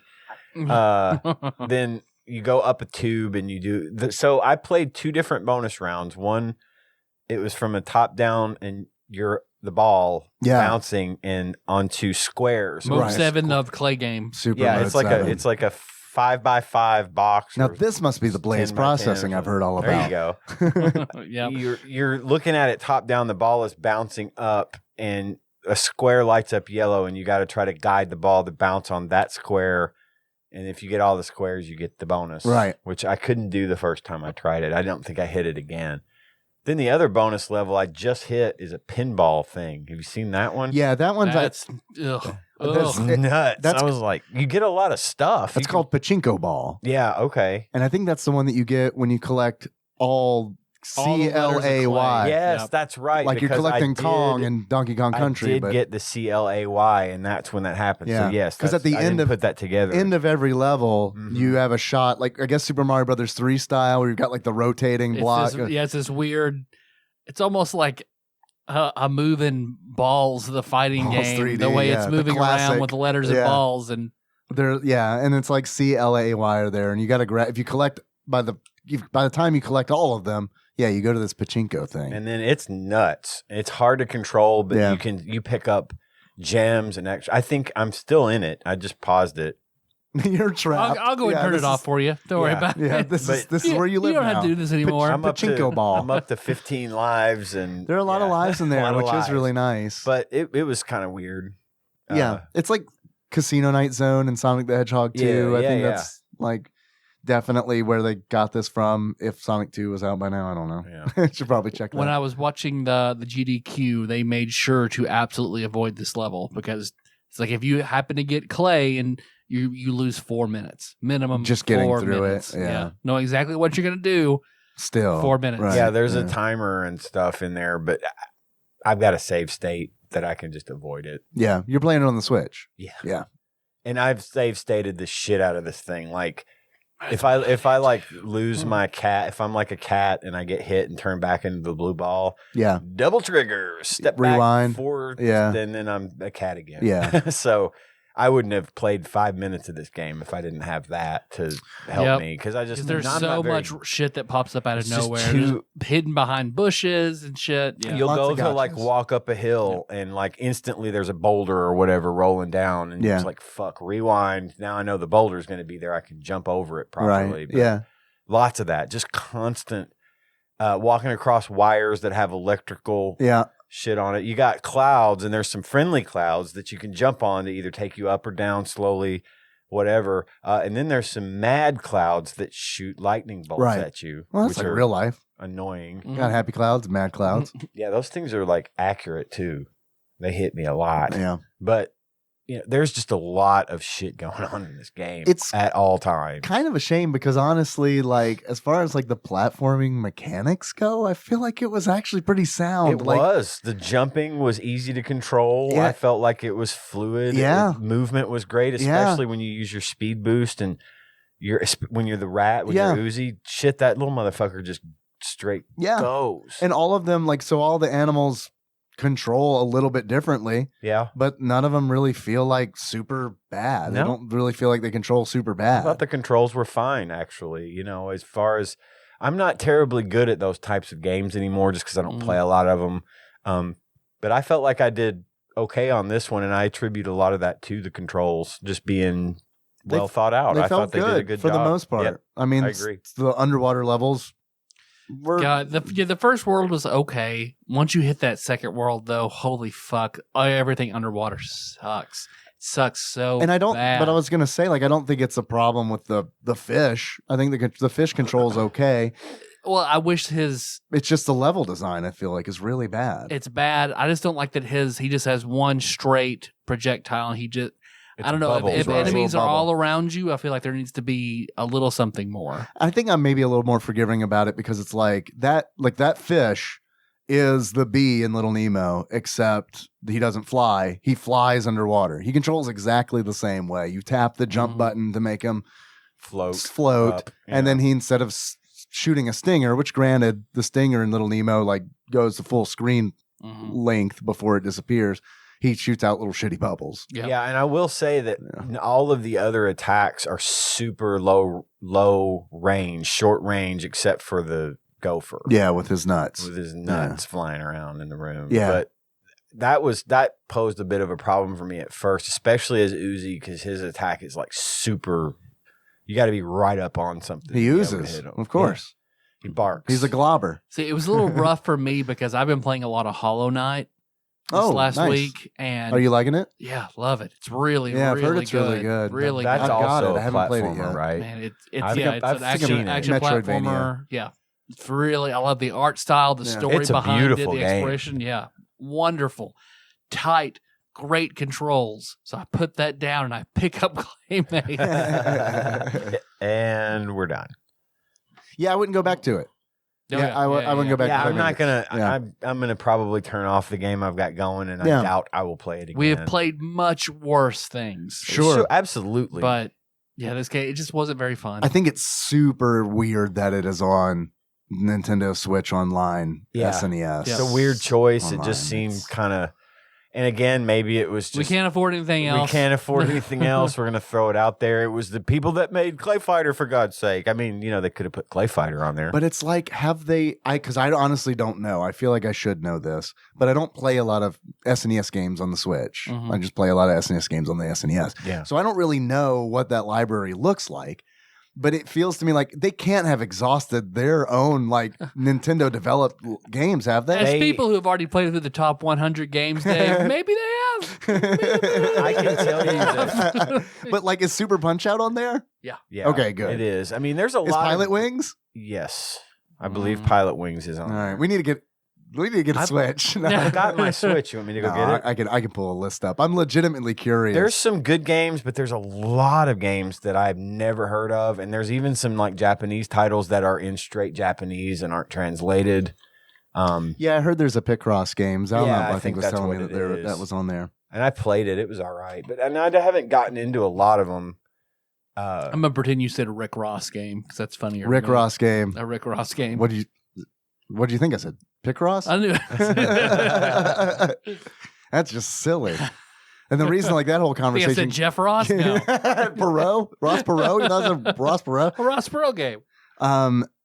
They're like the reason we got on Picross was because it was like Choctaw came in and like was just like, man, I love these games. It was like, Picross, really? I've never played one before.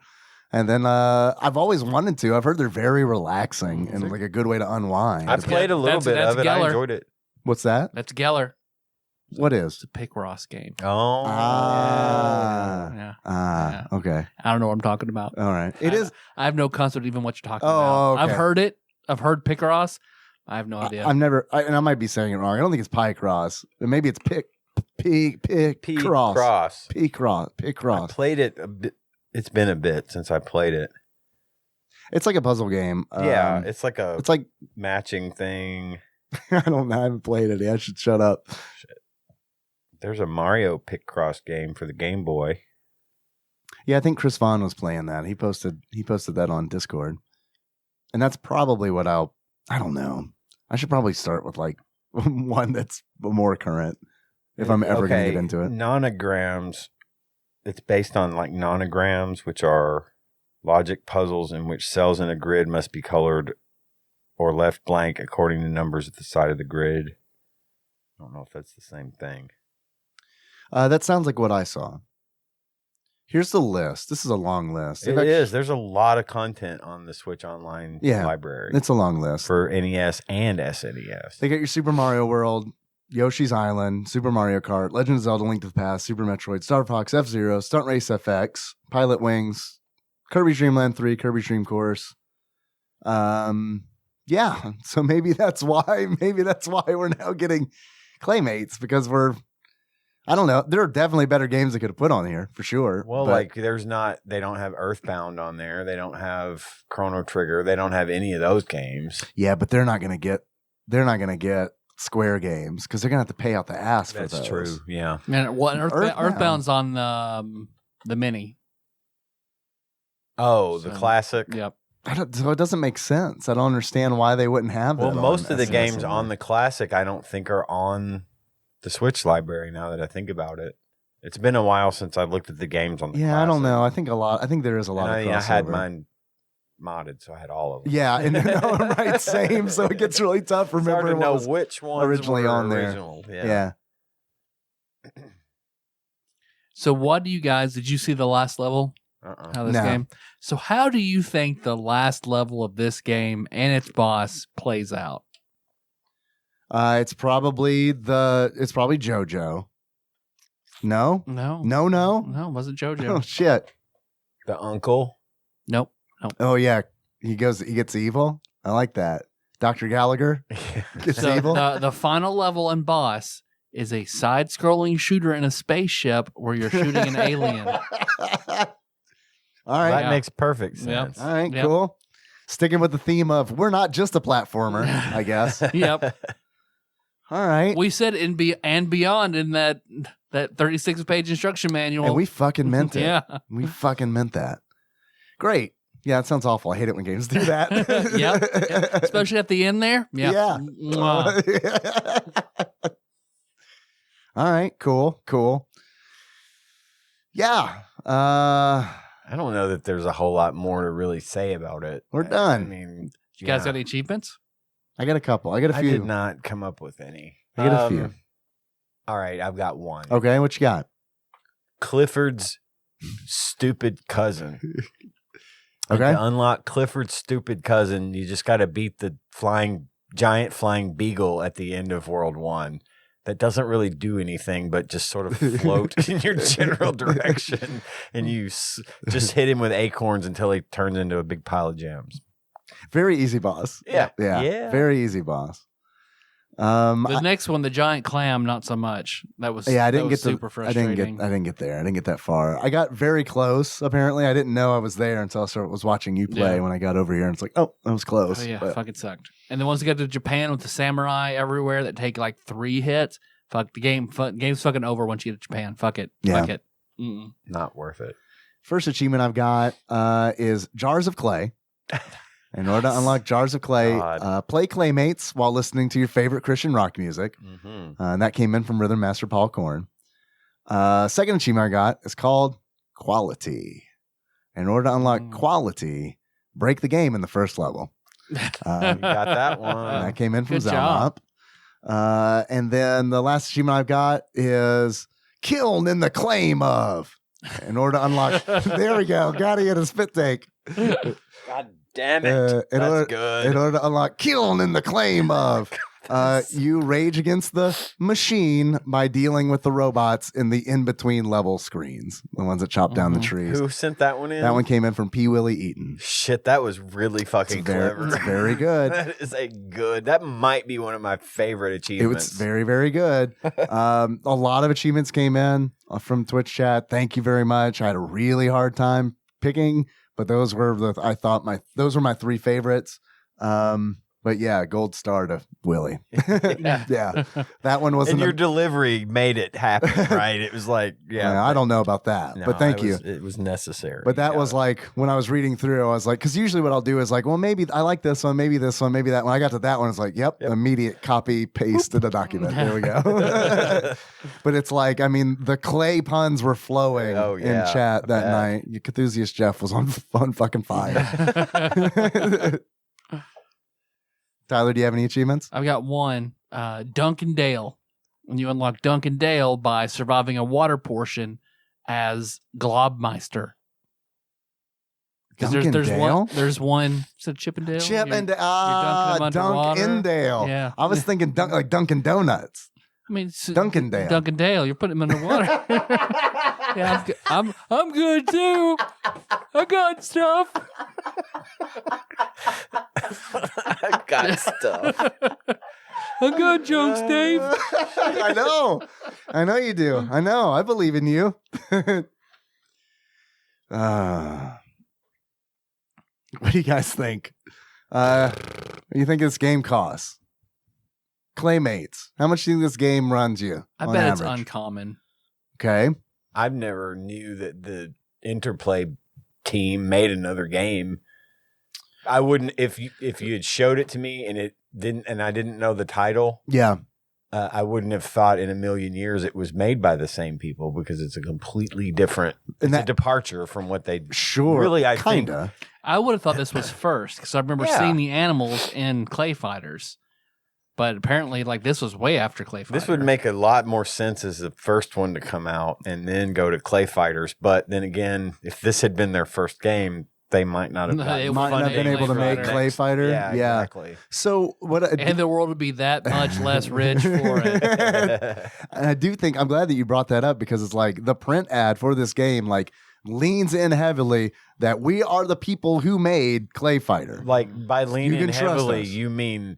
It's literally like it's 80% of the ad. Page ad with that sentence. Yeah, in from the minds that brought you Clay Fighter, I think is legit. Clay what Fighter, it says. but more jumping, less fighting, and animals this time. But they're still clay. They're still clay. So because we're here and we're talking about Clay Fighter, I want to pause the how much is this game and move on to the next question that I was going to ask you guys. Is this better than Clay Fighter?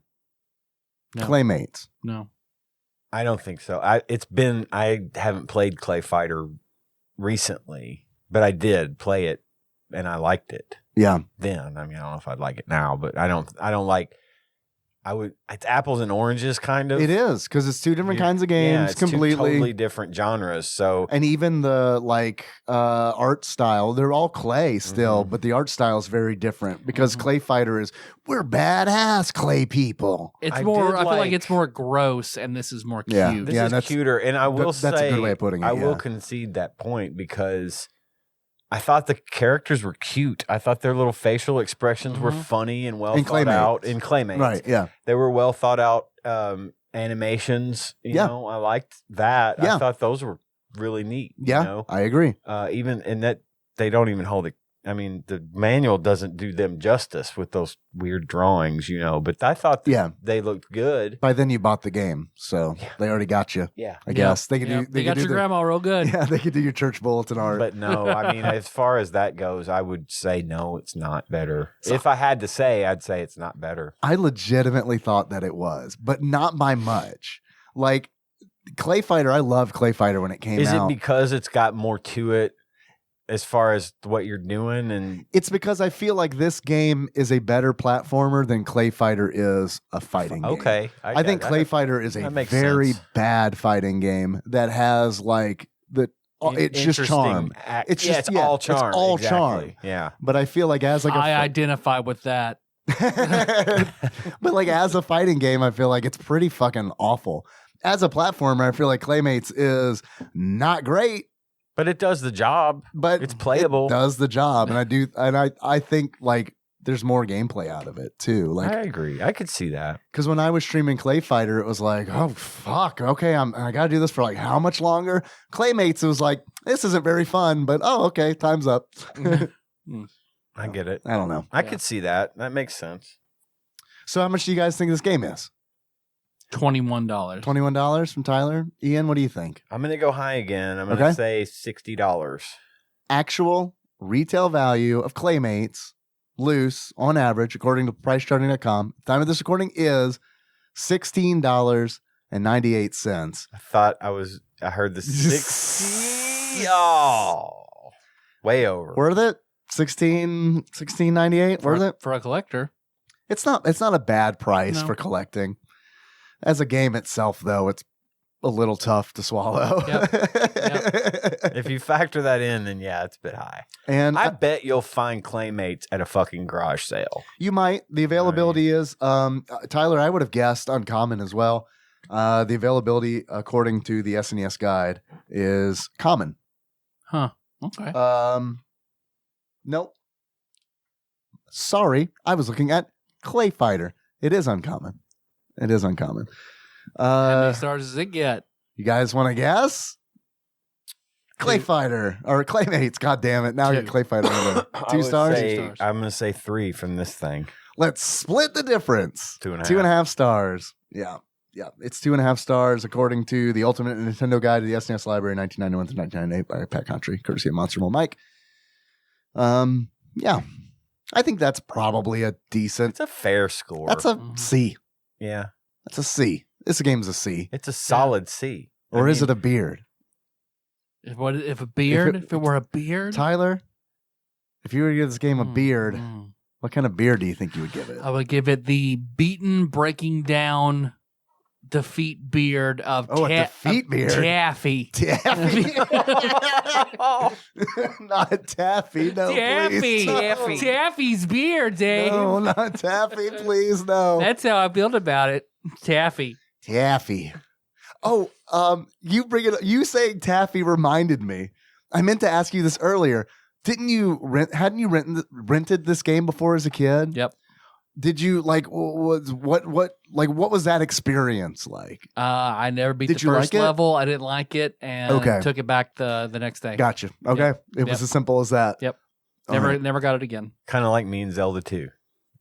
Is that what you did with Zelda 2? Yeah, I couldn't get it. Yeah. I I was like, can- nope. Bye. Yeah. I can understand that. I love that game, but I can understand. We talked that. about that. Well, last it's one of time, but I those where just- you go in expecting one thing and you get another thing, Yeah. and it's like, well, this isn't what I Yeah. wanted. You pick up a Coke thinking it's a Sprite, drink it. You like Coke, but it's like, what the I fuck's wasn't not what I was expecting expecting. that. Right, No. exactly. Or And if I- it's Dr. Pepper and you weren't expecting it, that one's a good surprise, you know?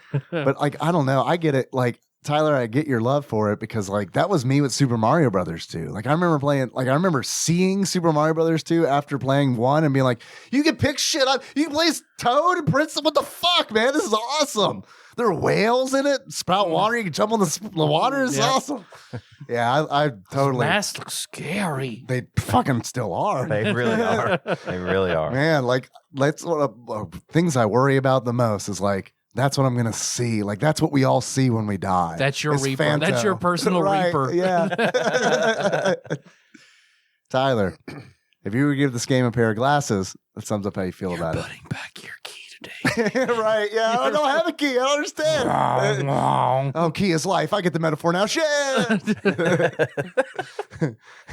What kind of glasses would you give it? I would give it the cool specs of one blue suede goo.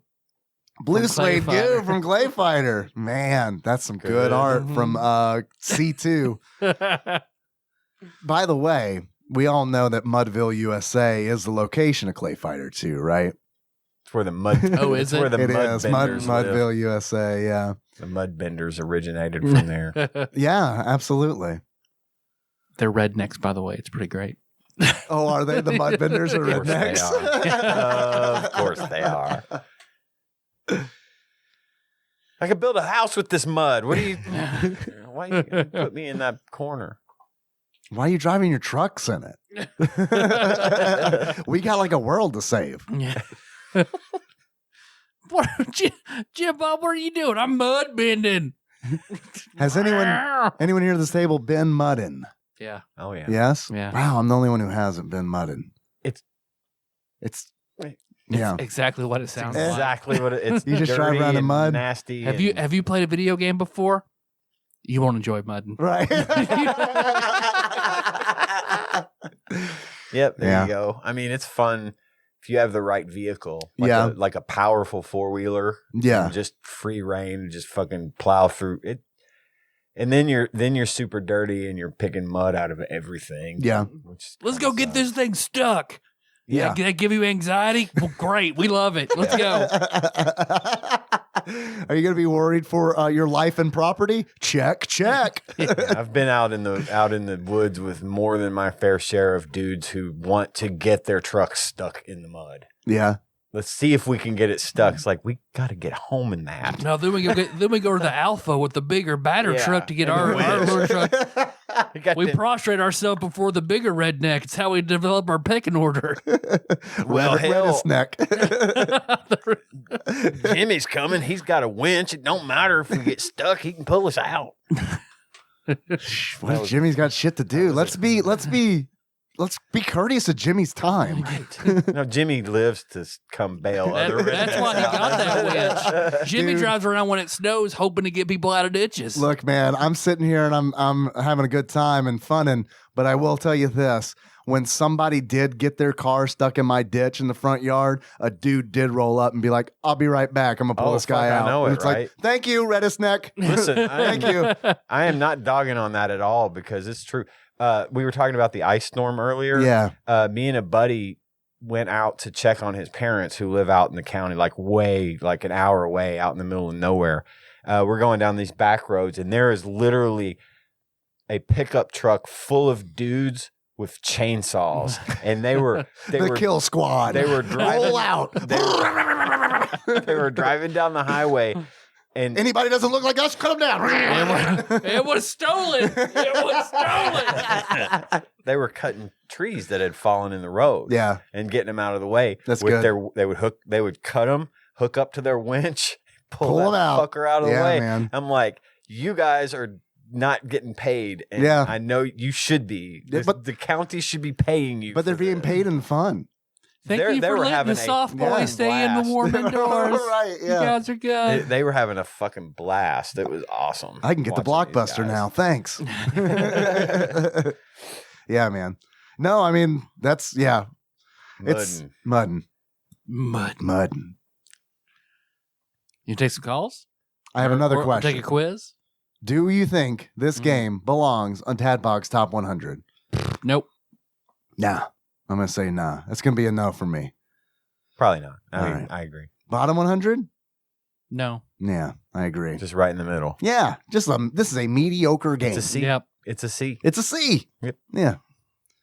I do have some more questions for you guys. By the way, Ross sent me a message and said that I made him cringe really hard last episode. And I was this close to saying Tyler cringed too. So I don't doubt that. Which part was it? What made it when I was cringe? giving him shit for sending the same. same story that he'd already told. Right. Yeah. He told that one live, and then he sent in a recording of him telling the same story. So there's your extra cringe of the day. Let's play it Ross. again then. Yeah. Now I just need to really lean into it and be like, guys, Ross won't leave me alone about playing this again. So I guess we'll do it to placate the quiz master. It's the new Tropical Capricorn. It's where I close out every show. Oh, God. Oh, shit. In case you missed last week's episode, here's that recording again. Yeah, it's going to be, we're going to say Tropical Capricorn. We'll play that call of Ross's and then the stinger will just start. Yep. Tropical Capricorn. And so my foreskin was stuck to my penis head. And my mom Bow, gave bow, me- bow, bow, bow. And then a popping sound. Oh, no. Did I hit the microphone? You Did did. I hit the microphone with my tongue? Then I'll Yep. slowly tear a phone book in half. Oh, You have a God. phone book? Oh, you're right. I don't want to tear that up anymore. That's, Yeah. It might be worth something, Those are going on eBay for like $40. right? Just slightly more than a DJ's album.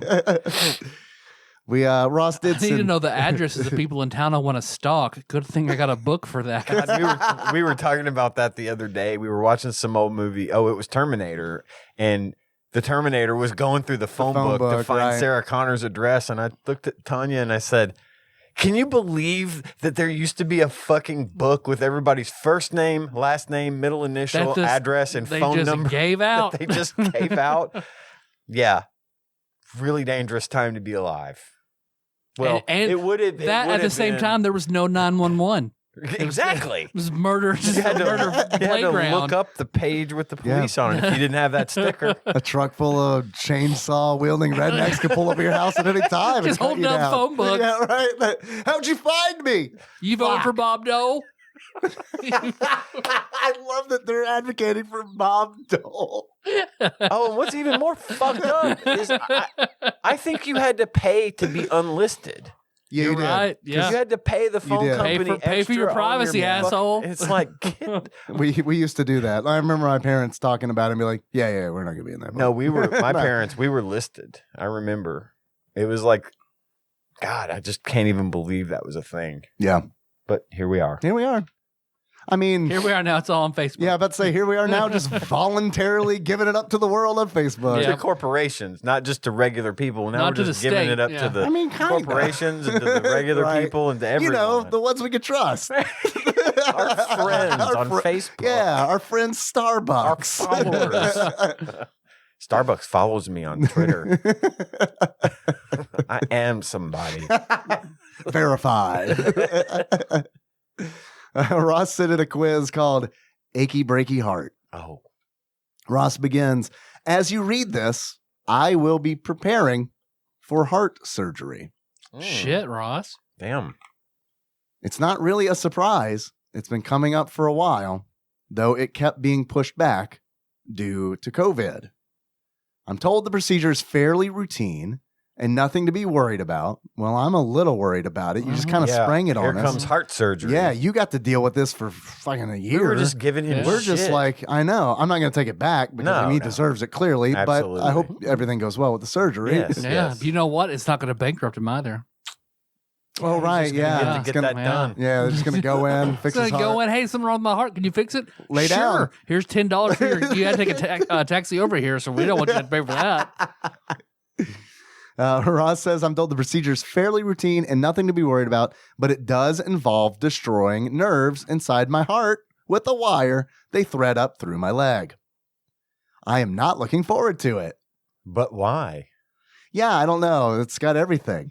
Wires, Heart, killing nerves. vaporizing nerves. Yeah. Hey, Ross, I can do that. Come over here. Give me that lamp cord. I'm gonna pull it apart. We'll stick it down your throat. We ain't gonna go I all can the way open up your leg. That's stupid. That's the long way. You do have a point. Ross continues, I suppose the good thing is I am not going to go into a lifetime of debt to pay for it. So yeah. there is that. Yep. It's not all doom and gloom. I will end up having a few weeks off work. Nice. Very good. And I picked up an old slot machine, which I will be converting into a MAME cabinet. Ooh. That sounds How about really you lay cool. down and recover from your heart surgery, Ross? Don't build a fucking arcade cabinet. You know the proverb, MAME can wait. The Buddha only waits 3 times. MAME times? The Buddha only waits for you to make a MAME cabinet 3 times. And this is probably on his 3rd time. So Ross says, so that will keep me busy, I am sure. And they're going to destroy nerves in your heart, Ross. Just rest, motherfucker. Watch some chill for a Simpsons second. and close your eyes. Lay under that part of your roof that's not there. Stare up at the sky and get better. In your flip-flop kitchen and dining room or whatever the fuck. Just sit there and pull your foreskin back and forth that's detached from your penis Or head. better yet, why don't you go up to the 3rd floor of your house and look out over the scenery and First relax. your penis, now your heart, Ross. What else is fucking wrong with you? I love you, Ross. Please, Me too. please, Love you, speedy Ross. recovery. God, Yes. please. Anyway, enough about that. Let's have some questions about SNES games. Are you gentlemen ready to begin? Yes. All right. This aero sports game starts innocently enough as a sports game, but culminates with a rescue mission in an attack helicopter. Pilot wings? Pilot wings? Yeah. Yeah. Locking it in. Ian, you good with this? Sure. All right. It is Pilot Wings. All right. That used to be like the promise. Like I remember like going over to a kid's house and being like, no, there's you get to fly a helicopter. There's a point to all this. Right. Which I mean, but me as a kid was like, I like this. I'm okay with this hang gliding and shit that no one else in the world apparently likes. But it's Miller liked it. It's not the best, but I mean, it's also like, this is cool. Next question. This game started as Rat Trap on the Amiga before being rebranded to feature an animated character. Is that the Krusty the Clown game? Ooh, Krusty's Funhouse? Yeah. Is that it? I bet. Okay. Because it's got a bunch of mice in it. Mice you're trying to kill. And then Krusty's an animated character. All right. I like that. It's a good one. Locking it in. Yeah, We're good with this? Yeah. Locking it in. It is Krusty's Funhouse. Nice. Ian Good coming job. in clutch, man. Very good job. Well done. Next question. This shoot 'em up puzzle game ported from the arcade is considered the precursor to the tower defense genre. Is that bust a move? Why not? That's the best I got. I don't know. I don't- Yeah, maybe. That's the only puzzle. That's the only shoot 'em up puzzle game for, on the SNES that I can think of. Sounds good to me. Ian, Yeah. you looked like you were. I'm just. you I were- thought I had a thing, but I thought about it, but I don't. All I was off. Okay. Bust a move. Locking it in. It is Rampart. Oh, Is that what you were thinking of? Nope.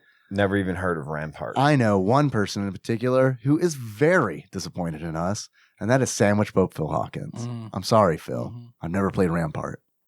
That is Woody Harrelson because he was in that movie Rampart when he Really? was called out on Reddit for fucking one of the person's friends and then leaving town. Yeah. You remember that? I remember that part. I didn't Yeah. remember the movie that he was filming. Yeah, he was. I remember he was asking questions on an AMA, and somebody's like, "Hey, you remember fucking my Right. friend after prom?" And then Oh shit! leave. And the whole AMA got shut down. So is Rampart a video game movie? Oh, I have no idea. I hope so. Next question. This game was developed for the Super NES and the Nintendo 64. Due to this game being released near the end of the N64 production cycle, and there not being many copies produced, it has become one of the most valuable and rarest N64 games. How weird is that? It was developed for the Super NES and the Nintendo 64, and then it was released near the end of the N64 production cycle? So this is like, Mother 64. I mean, I know Frogger is like one of the last Super Nintendo games, but like, because this would have to be like a super, super, super late Super Nintendo release. If it came out And it during came the out at the end of the end N64 production N64? cycle. That's what it says. Frogger, fine, Frogger. Why not? I don't know if that's, I don't even know that it came out on the N64. Maybe it's so rare. I didn't. Maybe that's why it's so rare. We have any? I can see that. Why do I think there was Uh-oh. a Frogger 64? I don't know, man. Maybe it existed. I feel like I've led us down this Frogger path, No, I'm with you. and we've what already Frog- used up all our frog pussy jokes. Ride or die, frog pussy motherfucker! Frogger 64. Locking it in. Listen, I heard about. I knew there was a late release SNES. I've heard of whatever this is, and I don't know if it's Frogger. I've locked it in. It's not Frogger. It is Super Bowling. Maybe Super Bowling. I'm going to look up Super Bowling and Flopsy because I'm curious what the release date is on this bad boy. Guys, there are a lot of games that start with Super. It's like 2/3 of the book. It is quite a bit. Super Bomberman 3, Super Bonk, Super Bowling, released in 1992. I don't understand. All right. I don't know. That doesn't I think sound right. I think I misunderstood the question. Maybe Did you mean NES and SNES? Oh, I wonder. I mean, that's a pretty fucked up mistake to make though between the NES and N64. Sounds like your heart's fucked up. He's got a lot of shit on his mind, you guys. Yeah, this is true. Yeah, I don't know. I could call him. What if he's in the middle of heart surgery? Wake his ass up. We have a very important question. All right. I'm gonna give ourselves a mulligan on that. Yep. It's Yeah. a little odd. Because I'm very confused. It's a lot. Next question. The game features teams representing the 26 Major League Baseball teams and their players from the 1991 Major League Baseball season. Shit. I mean, it's got to be like some MLB All-Star Super. I don't know. The names of the sports games are hard to keep. Bobson Dugnut All-Stars. Bobson Dugnuts, yeah. All-Star Baseball. Or Ken Griffey Jr.? Sure. I don't know. People like those. I don't know if it's because they got I've got no clue whatsoever. I don't know if it's because they got the teams and the players. All right. Bob Dognuts, locking it in. It is. Super Batter Up. I know. I'll get that peripheral. Yeah, I know someone who's pretty disappointed we didn't get that one. Bovine Bear Matt. Because you said it 1,000 times. Next question. This game's most distinguishable feature is that players come equipped with a device that allows them to freeze and control certain robots. Say again. This game's most distinguishable feature is that players come equipped with a device that allows them to freeze and control certain robots. Certain robots. Certain robot freezer. Super certain, right? certain robot freezer. I have no idea what this is. Certain robots. That implies there are different types of robots. Right. Some you can freeze, some you can't. Hot robot, cold robot. I love it. I love it. I don't even care if that's wrong. That's the answer. Locking it in. Hot robot, cold robot. It is Blazion. Okay. I've never heard of that. Kind of close. That's Japanese for hot robots. Hot robot, cold robot. Next question. Tic-tac-toe, tic-tac-toe, tic-tac-toe. Next question.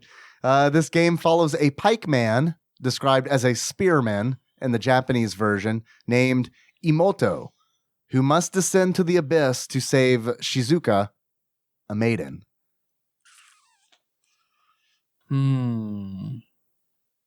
Imoto, who must descend into the abyss to save Shizuka. I'm not going to have any answer for this one. Almost Super Ghouls and Ghosts. Japanese Pitfall. Samurai Mario 60. Super Samurai Mario. Frogger. Well, is it 64? That's what in Japanese folklore. That's what. So Izanami and Izanagi were like the two progenitor gods, and the wife Izanami died, so Izanagi had to travel through the mountain to the underworld to try and save her. Okay. So it makes me think it'd be like something to do with like Izanagi's Izanami or Izanagi or something like that. Izanagi's Quest. Locking it in. Izanagi's Quest. It is Musia. Musia. We're going to go mud and then we're going to go Moosin. Musia. We're going to Musia. I've never heard of that game. Next question. This game follows a king who dwells on acrylic. That's a kind of paint. A large island in the fictional archipelago, Jesus Christ, I hate that word, of Polyesta. Oh. Shit. This is some crafting. Has to be. It's some art crafting thing. Is there a Yoshi that game Super Nintendo that does sewing like game? that on the Super NES? Wild Woolly World. I don't think they did that. Oh, by the way, I'm glad you brought that up because I was thinking about that earlier when I was thinking about Claymates and Clay Fighter. Is how that weird visual genre is not dead because it's like the new Yoshi games do that with yarn and shit, and it's like, oh, that's kind of interesting that there's still like a niche for I guess like real world things made out of real world shit, crafted shit. Yeah. And then it's like Little Big Planet. Little Big Planet. Yeah, Which absolutely. is also makes Claymates feel like another missed opportunity. It didn't have to be underground, and it could have been like clay and art supplies and shit. You know what I mean? I still think, look, here, this would be great. Make a thing out of clay, scan it with your phone. It's a phone game, and then things in the game. And then it's like, it critiques obviously a robot would be critiquing it, but the robot would be like, this is how fast we think this thing would be. We think this thing could fly, or we don't think this thing could fly. And then it like builds a character. Kind of like, do you guys ever play Monster Rancher? Which was like, put all the DVDs you own in the system now. I remember that. Find the coolest monster. And it's like, you'd put him in, and then like the game would read it, and it would be like, all right, this is the monster you get. And it was the same. I don't know how I'm sure it like did something like the header or something and like determined what kind of monster you would get. But yeah, it would just like every copy of like Big would give you like the same monster for every person that put it in. And it was, wow. Yeah, it was I've neat. never heard of that. That's neat. It was neat. There's a whole series of them. I'd forgotten about that. But the whole fun of it for me was I have no idea what the actual game was like. The fun of it for me was literally put every DVD, CD, anything my friends own into that thing and see what monsters we get. Steal stuff from Walmart. Got to make monsters. Tell that to the judge. I'm sure they'd be like, oh, Your okay. Honor, I'm going to have to use the Monster Rancher defense. Another one. God damn it. Ching, ching, bang the gavel. Not guilty. Acrylic. The king named Acrylic on the large island of Polyesta. I got nothing. Was there a fashion bug game? Super fashion bug? Super fashion bug? Claire's Princess Tale. Claire's. If you beat the game, take a photograph of it, have the film developed, bring it into Claire's, free ear piecing. Piecing? With purchase of earring. With purchase of earring, yeah. Oh, I have no idea. I don't know either. Super clothes horse. Super clothes horse. Mhm. It could be a Barbie game. Maybe it is. Ooh. That's I don't know, some Barbie fashion game. Maybe. Super Barbie? Sure. I don't know. If it's anywhere in the Barbie universe, We got it. Get this. All right. Barbie and Fashiontopia. Barbie game, locking it in Fashiontopia. It is Plock. Plock. See, I didn't think that was. I thought that was just blocks. I didn't think it was fashion related. Plock. I guess he's fabric. I guess. We'll find out when we get to Plock. Yep. Maybe they'll release that on the Super Nintendo store. They might. It might be already out as far as I know. Next question. This fighting game was called Dead Dance in Japan and features a man named Jado who finds a powerful blue fighting armor and calls himself the Fighting King. King of Fighters.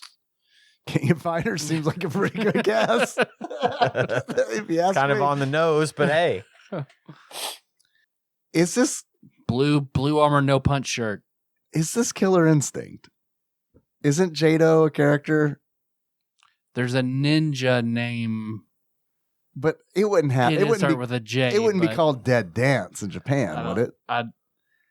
And it wouldn't. It doesn't feature that character No. whose name may or may not be Jado. Battle Blaze. Battle Blaze. I'm good with that. If you guys are Sure. Battle Blaze, locking it in. It is tough enough. Damn. Next question. This game features battling alien races and is set on the planet Vega 4 in the city of New Shanghai. Damn. Maybe. Super Contact. Super Abyss. Neo Hong Kong Alien Wars. It's pretty good. Which one of those would you like to go with? I have no idea what this game is. His. Contra 3. Contra 3, locking it in. It is Alien versus Predator. Okay. The game that the local store had way overpriced. If only I'd bought it, I might have known the answer. Gotten to the that. answer. The Shit. quiz totally would have been worth it. Fuck. Next question. Timely, because this conversation kind of came up in Discord chat today, but fuck, marry, kill. Chicken, beef, pork. Nando claimed that pork was a superior meat. I like pork. The problem is I like all of these meats. Mm-hmm. And it all depends on a lot of this depends for me how it's prepared. Because I like shredded pork. I like barbecued pork quite a bit. But I mean, it's like if I'm getting it in food, you know what I mean? Like I want chicken. Like, you know, like if I'm getting like a burrito or something like that, I'm going chicken. If I want like Alfredo or something, put some chicken in there. I don't want pork in there. I don't know. I'm pretty burnt out on beef. Like if I could just have seafood and never have beef ever again, like I'd make that trade in a heartbeat. Yeah. So I think I'm gonna kill beef. I'm assuming beef is worse for you than pork. Yes. Yeah. Because pork is the other white meat. Pork's much leaner. Okay. But pork's still like, there are some times when I'm eating even barbecue and it's like, fuck, man, this is greasy. Yeah, it can be just depending on how it's made, how it's prepared. Yeah. Pork is also bacon. And, I mean, steak isn't bad either. You know. No, I love steak. And I love bacon. And bacon is greasy. Yeah. I mean, I love chorizo. Yeah. It's fucking hard, I'm gonna kill beef. I'm gonna fuck pork. I'm gonna marry chicken. Chicken's versatile enough. Those are my answers. Yeah, that as well. feels pretty good, honestly. Because you've got the two most versatile meats, I think. Yeah, and then chicken and beef being the most works with just about everything. But what I want to know is where's turkey? Because turkey, I got to be honest, I love turkey. Turkey to me is like a king meat because it's like it's kind of like you can make it you can prepare it like beef. Yep. Like I love ground turkey. Ground turkey, yeah. Like I love turkey. Turkey burgers. bacon. And turkey bacon. I love turkey bacon. But it wasn't part of the. I guess that's our poultry mistress, turkey. It would be for me, for sure. Honorable mention, for sure. Yeah. All right, locking it in for all of us. Next question. Fuck, marry, kill. Genesis, Saturn, Dreamcast. I'm going to marry the Dreamcast. I'm going to fuck the Genesis and kill the Saturn. All right. What's the reasoning behind marrying the Dreamcast? I mean, I've always loved the Dreamcast. Yeah. I can get any game I want on actual hardware, just burning it off on the Dreamcast. Yep. Way ahead of its time. Sonic Adventure is a top 30 game for me. Not to mention the Shining Forces are on Dreamcast as well, and Genesis. Granted, there's one on the Saturn that I haven't done. I think that's a collection, though, of 1 and 2. Yeah. I think you're right. So, yeah, I mean, it has the internet connectivity. I feel like it's the best of both worlds there. I think I'm wrong about the Saturn on second thought, because I think that is like Shining Force. It's like a 3D version, isn't it? I should play it. Chris sent it. I should play it. I've been putting it off because it's like, I'll save this for the show. Yeah. Ian, what do you think? I'm gonna kill the Saturn because I don't know fuck all about it. Mm-hmm. I'm gonna fuck the Dreamcast and marry the Genesis. I always loved my Genesis. It was probably my favorite system I ever owned. I had the most games for that system. Yep. I got more use out of my Genesis than, at least at that time, than about any other system I ever owned. Yep. And then I bought a Super NES, and I really liked it, but from that list, it's Genesis for me all the way, because I just think the library is huge. You've got tons and tons and tons of games to choose from, a lot of which are really good. You've got the whole Sonic library. You know, you just got everything with a lot of good arcade ports, a lot especially of at the really good arcade stuff. Beginning And of that, the Genesis. for me, was super big deal because I played in the arcades of course. a lot as a kid. Absolutely. So, yeah, marrying the Genesis. I'm with you. I'm marrying the Genesis for sure because it's the one that I'm most familiar with. Yeah. And I feel like that's the one that I probably should marry. Now, Saturn and Dreamcast is kind of a toss-up because I got to be honest, I don't know much about either of those systems. I had a Dreamcast, but I didn't care for it. I don't know why. I just never really thought much of it. Just didn't really do it for me. I want one. It was okay. I've always wanted a Dreamcast. For Worms alone, Worms were getting on the Dreamcast. Fuck Worms. me, I want it man. for Virtua Tennis. Yeah, Jacob was talking to me about that, and I checked it out because he's like, dude, if you like tennis games, check this out. And I did. I looked it up and I was like, this looks really good. This looks like a really good tennis game. Wasn't there a Soul Calibur on the Dreamcast as well? I remember was, that. yeah. And it was really good. It was just that I had a little bit of fun with the Dreamcast. That's why I'm fucking it, because I had a little fun with it, but I kind of put it away and went back to my Genesis. I guess it's the same for me then. I hate to steal your answer, but I'm going to fuck the Dreamcast because even though I haven't had it, I want it. And the Saturn, I do like the Saturn, but I guess I'm going to kill it. Yeah. Sorry, Saturn. Next question. And also, by the way, in Killer Instinct, it was Jago, not Jago. Jago. Yeah, I had fucked that up. J, yeah. Fuck, marry, kill. Street Fighter, Mortal Kombat, Tekken. Marry Street Fighter. I'm going to fuck Tekken and kill Mortal Kombat. Fatality. Yep. I don't like Mortal Kombat games. Yeah. I get it. I like watching you play them, but I'm terrible at them. I don't like them. Yeah. Ian, what do you think? I'm going to kill Tekken because I never really played it much. Yeah. I'm going to fuck Street Fighter and marry Mortal Kombat. It's old school for me. I love it. I get it. I'm terrible at the modern Mortal Kombat games, but that's just because I haven't really sat down and put any real effort into learning them. Yeah. But they're good games. I've always loved the franchise. I've heard the story in the recent 2 games has especially the recent one. I hear the story has been really good in that weird, wacky Mortal Kombat way. I only know from the first most recent game. Yeah. The most recent one I haven't played. Yeah. But I've heard it's worth playing for the story. It is. I love the story part of it for sure. I'm never much of the online guy just because, Yeah. you step in, die, over, rinse, repeat for me. Yeah. But I do love Mortal Kombat. It's always been me and Acid Randy used to play Mortal Kombat 2 at the arcade for hours. So Mortal Kombat 2 was the pinnacle of that series, in my limited opinion, because I haven't played anything past Ultimate 3. Of the 3 you played from Super Nintendo, that is the best one. 4, kinda. I mean, there's Mortal Kombat 3 and then Ultimate Mortal Kombat 3. 3.5. 1 was fun and it was new and it was a novelty. It was really violent and everything. It was so groundbreaking as far as that genre is concerned. I remember playing 1 with my dad. Yeah. Because it was in the news. And it was. But Mortal Kombat 2, when they introduced all those new characters, Baraka, and Shao Kahn was such a bitch. I really loved that game. That one set the standard for everything else. And then they added a fucking run button and shoehorn combos in 3. And I was like, if I'm going to play a game with combos and shit, it ain't going to be Mortal Kombat. Right. And I never cared much for that aspect because I like just the straight punch, kick, throw, fight. It's all in the mind. That's what you would like. And pull that Tekken. motherfucker's head out, right? Yeah. You probably would like Tekken is very light on the combos, very easy, more.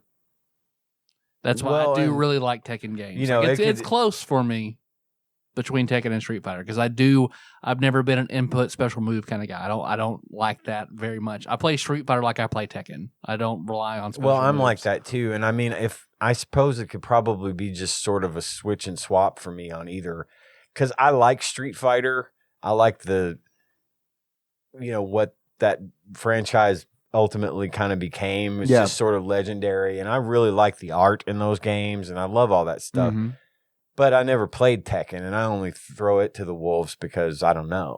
But, maybe I get it. I'm not a combo guy really either. I get it. Part of the reason I'm not very good at some of these new Mortal Kombat games because it relies so heavily on combos. And if you play anyone that knows, if I was to play against anyone that knows more than 2 combos, they're going to win. Yeah. Every time. So, yeah. I mean, a fighting game is one of those things where it's you gotta put the time in. You have to, or else it's or you play the computer, or you just play it for fun, which is totally fine too. Right, absolutely. And it's I heard something recently that I love to hear, and it was essentially someone was saying that the people who are bad at fighting games and just buy fighting games to have fun with them are the people who make sure that fighting games continue to be a thing because the number of players who are good at fighting games and play them competitively is so narrow compared to the amount of people who just buy it because it's well, that looks fun. That looks cool. Mm-hmm.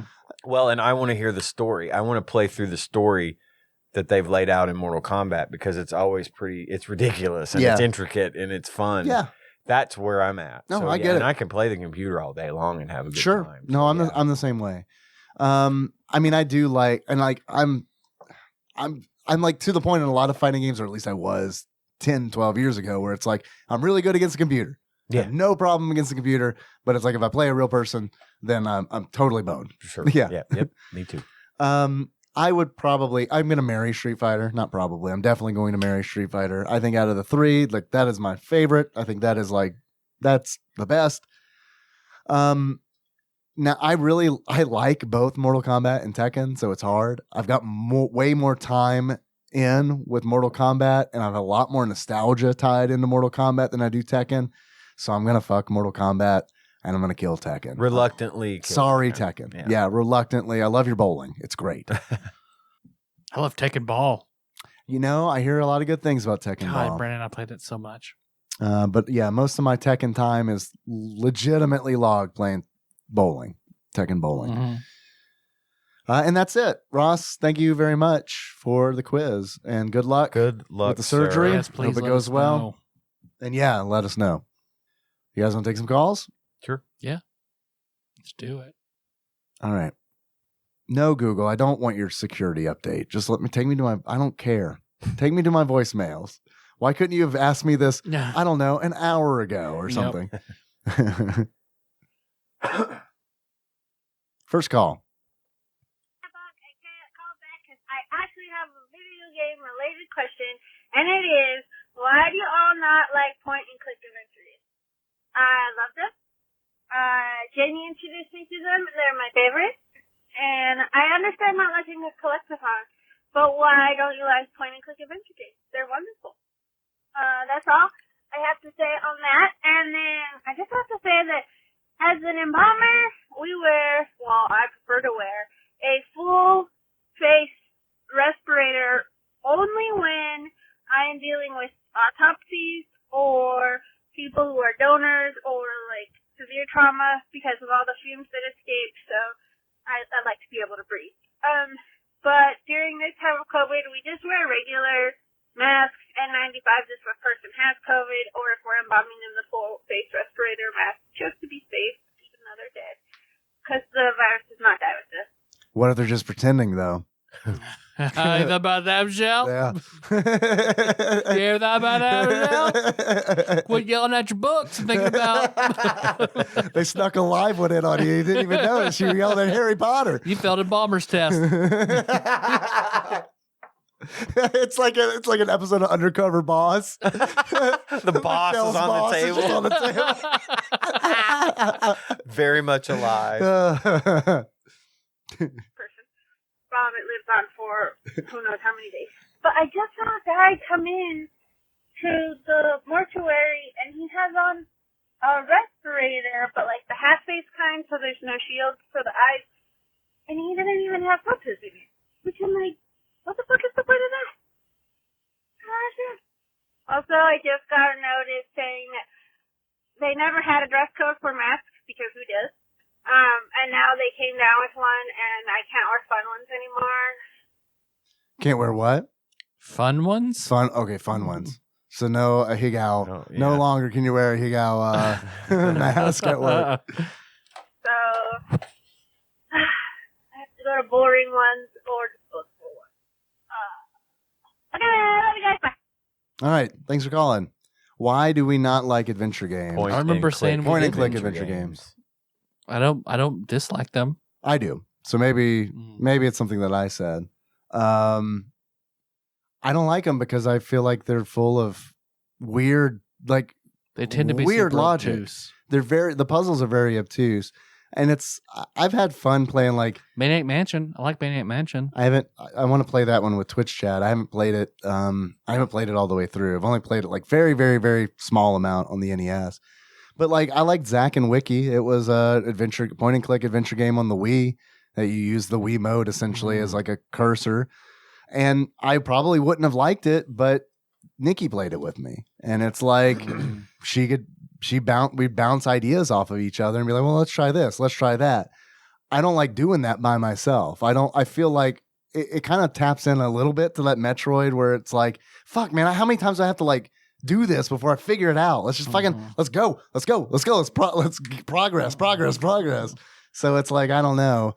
In order for me to like an adventure game, I have to be like, really motivated to like see some titties. Like I did with Leisure Suit Larry as a child. Phantasmagoria. I played through 1 and 2 as a kid, being like, well, maybe I'll see some tits. Yeah. So this is the same reason I played them. I liked King's Quest and stuff, though. Those were like early PC games, so it was like that's what was there, right? And I played them. I liked those, though. I heard Sierra's making another one. Yeah. Which is neat. That's well, kind of cool. Yeah. I don't know. Is it King's Quest that they're doing? They haven't announced what they're doing. Okay. And I don't even know necessarily that it's going to be published by Sierra. It's Ken and Roberta Williams. Yeah, it's the ones that... I think they may just independently develop push them out and publish whatever. Yeah. Because, I mean, I feel like that's probably the smartest move for them in right now. Why tie it to a... Right. Anything. You've got your fans. Yourself, you got your fan base who's guaranteed to buy it.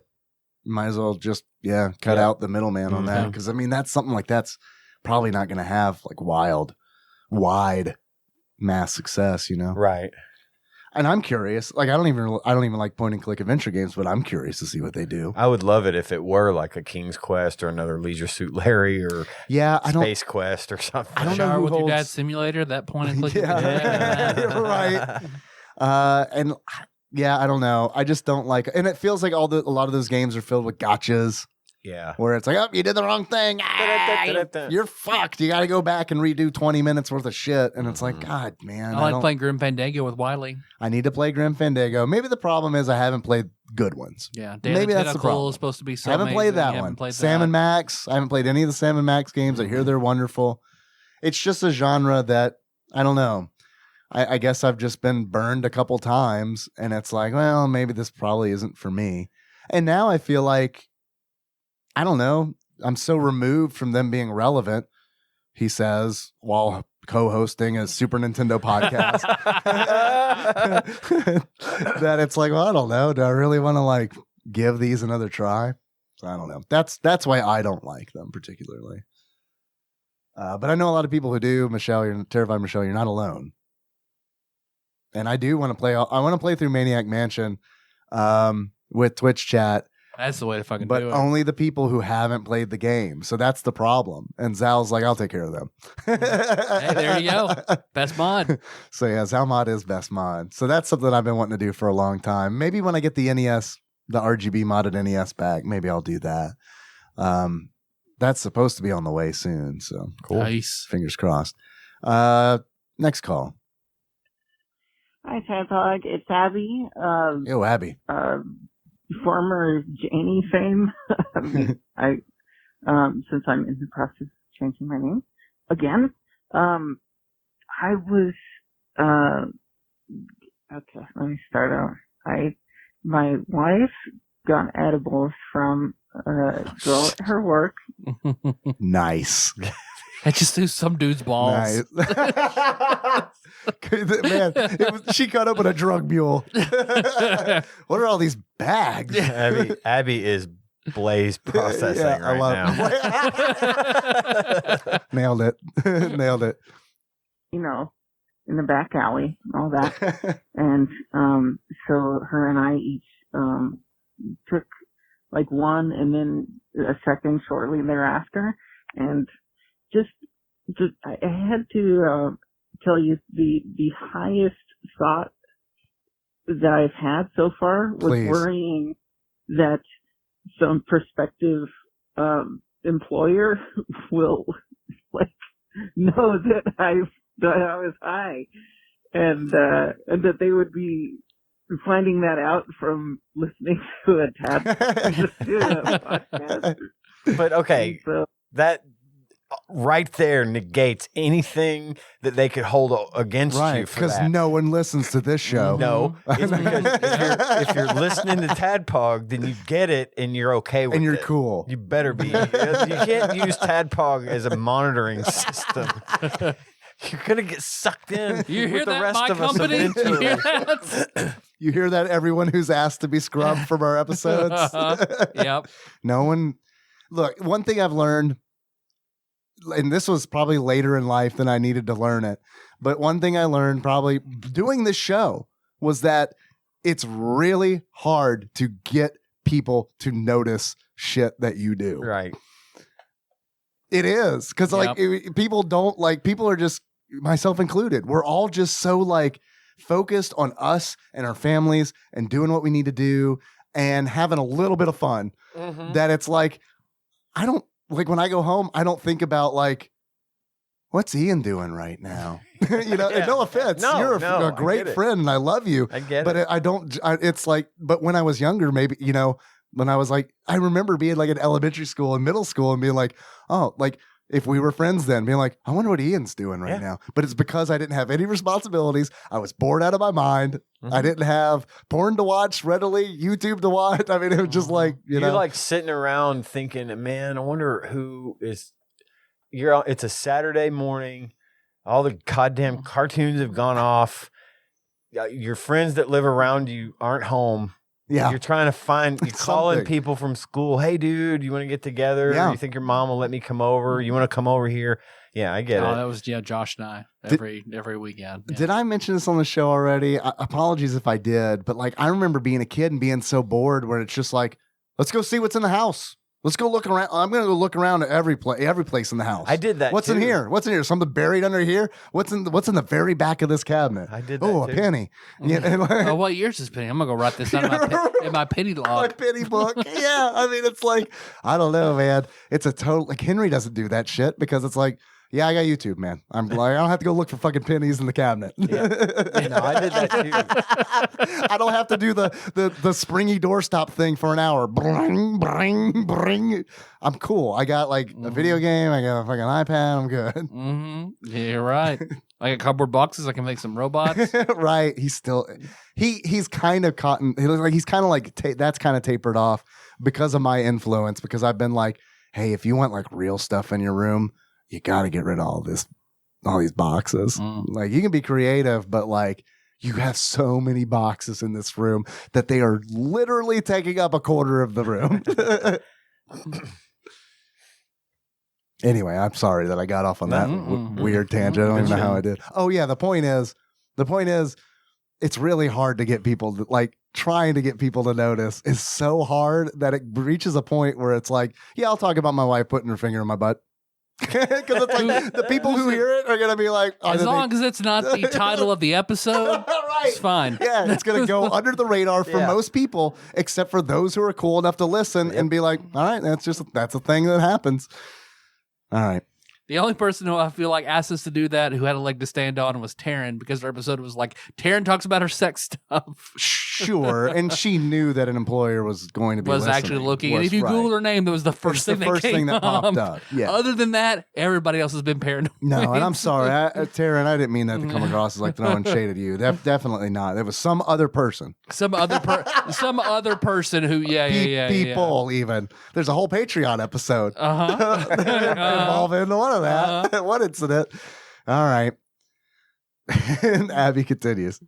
I just thought that was it's probably funny to me, so we'll just go with that. I have to end the call probably. It's fine. On 30 minutes, I'm sure. Love you guys. Bye.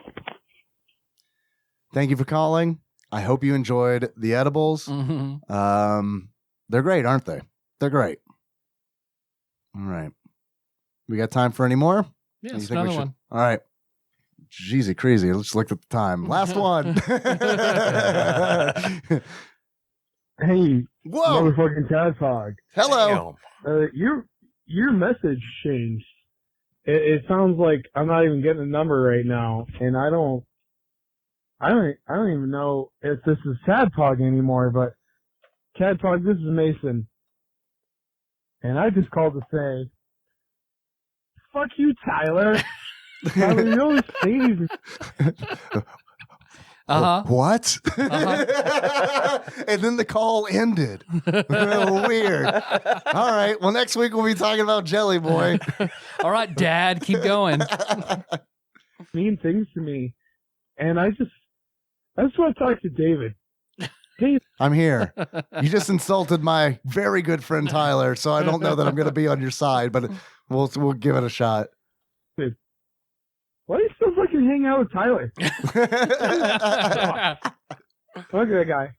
Anyway, I just called to say hi, and like That's not all you called to say. You got to say fuck you, Tyler. I mean, I'm looking at the time left on this call, and like at least 2/3 of this call involved "fuck you, Tyler." Yep. So you didn't just call to say hi. Dave, I miss you. Okay, let me know if you want to like get an apartment together or something. You know, like move in. I think you and I have like. It's 2004. Do you want to get an apartment together? All right. Anyway, bye, TADPOG. Fuck off, Tyler. Bye. Bye. Why is he mad at you? So who is that? Nathan? Nathan? Nathan. Didn't sound like Nathan Eaton. Didn't sound like it. Didn't sound like Nate Glines. Glines. So now you're Well, I getting don't know. fucking insulted by random Nathans. Rah-rah randos. Okay. I don't know. I don't even know who you are. You want to? Do you want to play that back and try to figure it out? No, we can fuck off. I'll let you know when we're living together. All right, that's it for now. Cool. So next week we're doing Jelly Boy. Jelly Boy. Jelly Boy and the other game, or just Jelly Boy? Just Jelly Boy. Just Jelly Boy? All right. Yeah, because I think Bomboozle is like wildly different. Okay. It did Yeah. look, I saw a little, Yeah, like an Footage. isometric kind of looking puzzly thing. yeah, it looks puzzly for sure. Okay. Jelly Boy is going to be like Claymates. the lesser Claymates. yeah. Claymates, the lesser, as they say. Yee. Gelatin Fellows. Perfect. Yeah. Horse hooves, the game. Thanks for listening, everybody. You can find the show on iTunes, Stitcher, Spotify, YouTube, Google Play, TADPOG.com, all sorts of fucking places. You can find us. We're on It's Facebook. true. Yeah, Facebook, there's TADPOG. If you're a fan, you like that dang shit, got TADPOG Nation. If you like good organized chat, we got that Discord. What's that Discord link? bit.ly/TADPOG Discord. Perfect. It's cool. It's fun. You'll like it. Do you want to send us something like Zeus did? You'd be awesome like that, or something for the great tastings. Send that to TADPOG Studios, care of Nicole Nance, P. Box 3785, Duke, Kentucky 42002. If that was too fast for you, it's on the show notes of every single episode on TADPOG.com. It is. So is our phone number 270-883-2555. Hey, masks are coming back. Mask.tadpog.com. Still got those shirts. Shirts.tadpog.com. Just in time to save us from financial ruin. Masks are back. Yep. Yep. What else? Or TADPOG_podcast on Instagram and Twitter. You got that Twitch. I do. I stream on Sunday nights, twitch.tv/TADPOG_podcast. Mhm. It's a fun time if you want to come and hang out. Mm-hmm. Hell yeah. Yeah, it's all the things we do, right? Got Patreon. Oh, Patreon. Patreon. Forgot that was the thing. It's a thing. Nothing new. All right.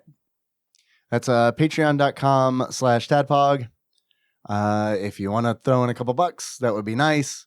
It goes a long way, and we appreciate that very much. This episode was executive produced by the following people who donate on Patreon at $20 or more a month. God Emperor Alex Pena, Cthusiast Jeff Miners, Laud Mulaney Dennis, Steve Dixon, Plinko Nick Price, Clambro Cody Phillips, Bantha Master, Executive Producer Dig Dougie, The Eightfold Daniel Abernathy, Time Lord Josh Edwards, Gamebug Prime Nathan Eaton, probably not the Nathan that called, Matt Gentile, aka Gentle G, congratulations on your marriage, Magical Sleeper, aka Big Dick Pie Baker Chris Vaughn, Usurper Grimm, Temporary Eternal Savior Cubicle Monkey, Pinball Archmage Chris Edler, I'm sorry you couldn't be on this episode, Sandwich Pope Phil Hawkins, Nate from Utah, first time caller, Zeus Laser, Zeus Boons from Brooklyn. Boons from Brooklyn. Boons from Brooklyn, thank you.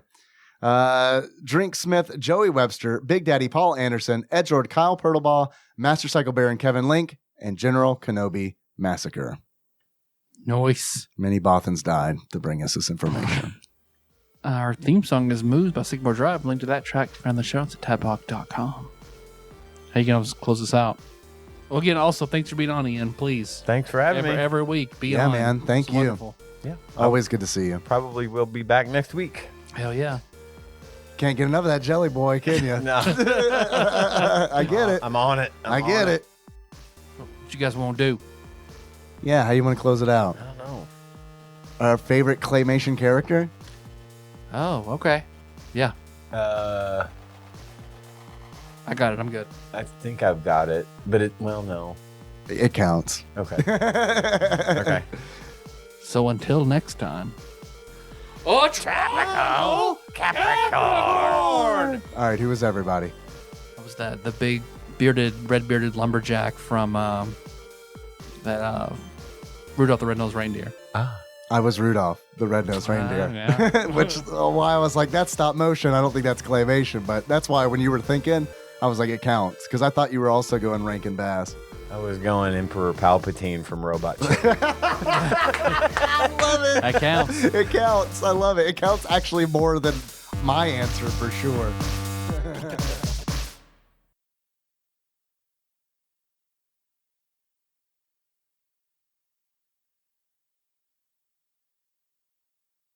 You remember me talking about Acid Randy? Yeah. Acid Randy? Is that what I called him? Mhm. So I worked in the video game department at Toys R Us. I got like moved up. First I started with like building bikes, and then I was stocking shelves, and then they put me in the booth. And you remember Toys R Us had a booth. Yeah. And you'd go get the ticket for the game you want, take it to the booth, Yeah. get your game, right? Well, I worked in the booth, and it was my job to make sure them tickets out there on the aisle matched up with the Like your stock we had, Sure. right? So I'm out there one day doing my thing in the aisles. I got my little smock on, you know. And this dude walks up to me, and he's kind of shady. He's got this long, stringy hair and this really wispy little mustache, and he's wearing a baseball cap or something.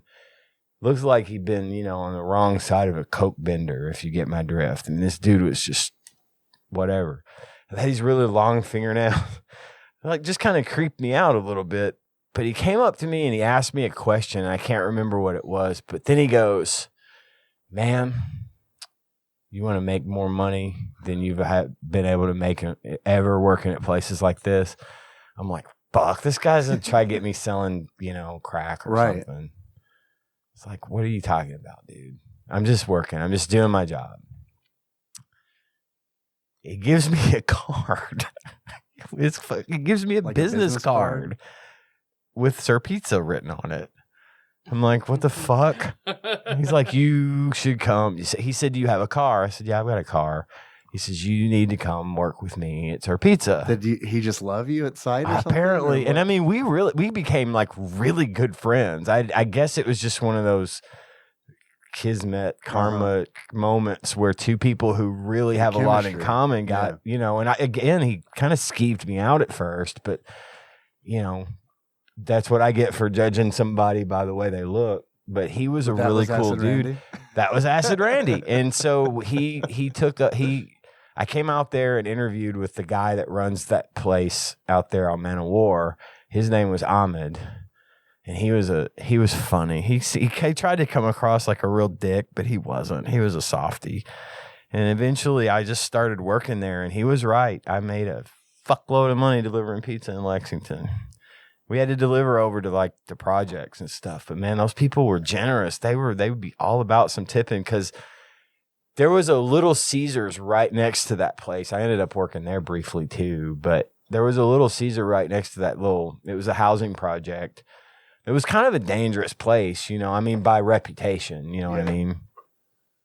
I never had a problem there, and I was carrying a bag of money, you know, so go figure. But apparently that Little Caesars had been robbed a whole bunch of times, and their drivers were always talking about how they were always getting robbed. But me and Randy didn't give a shit. If they wanted it, we'd bring it to them.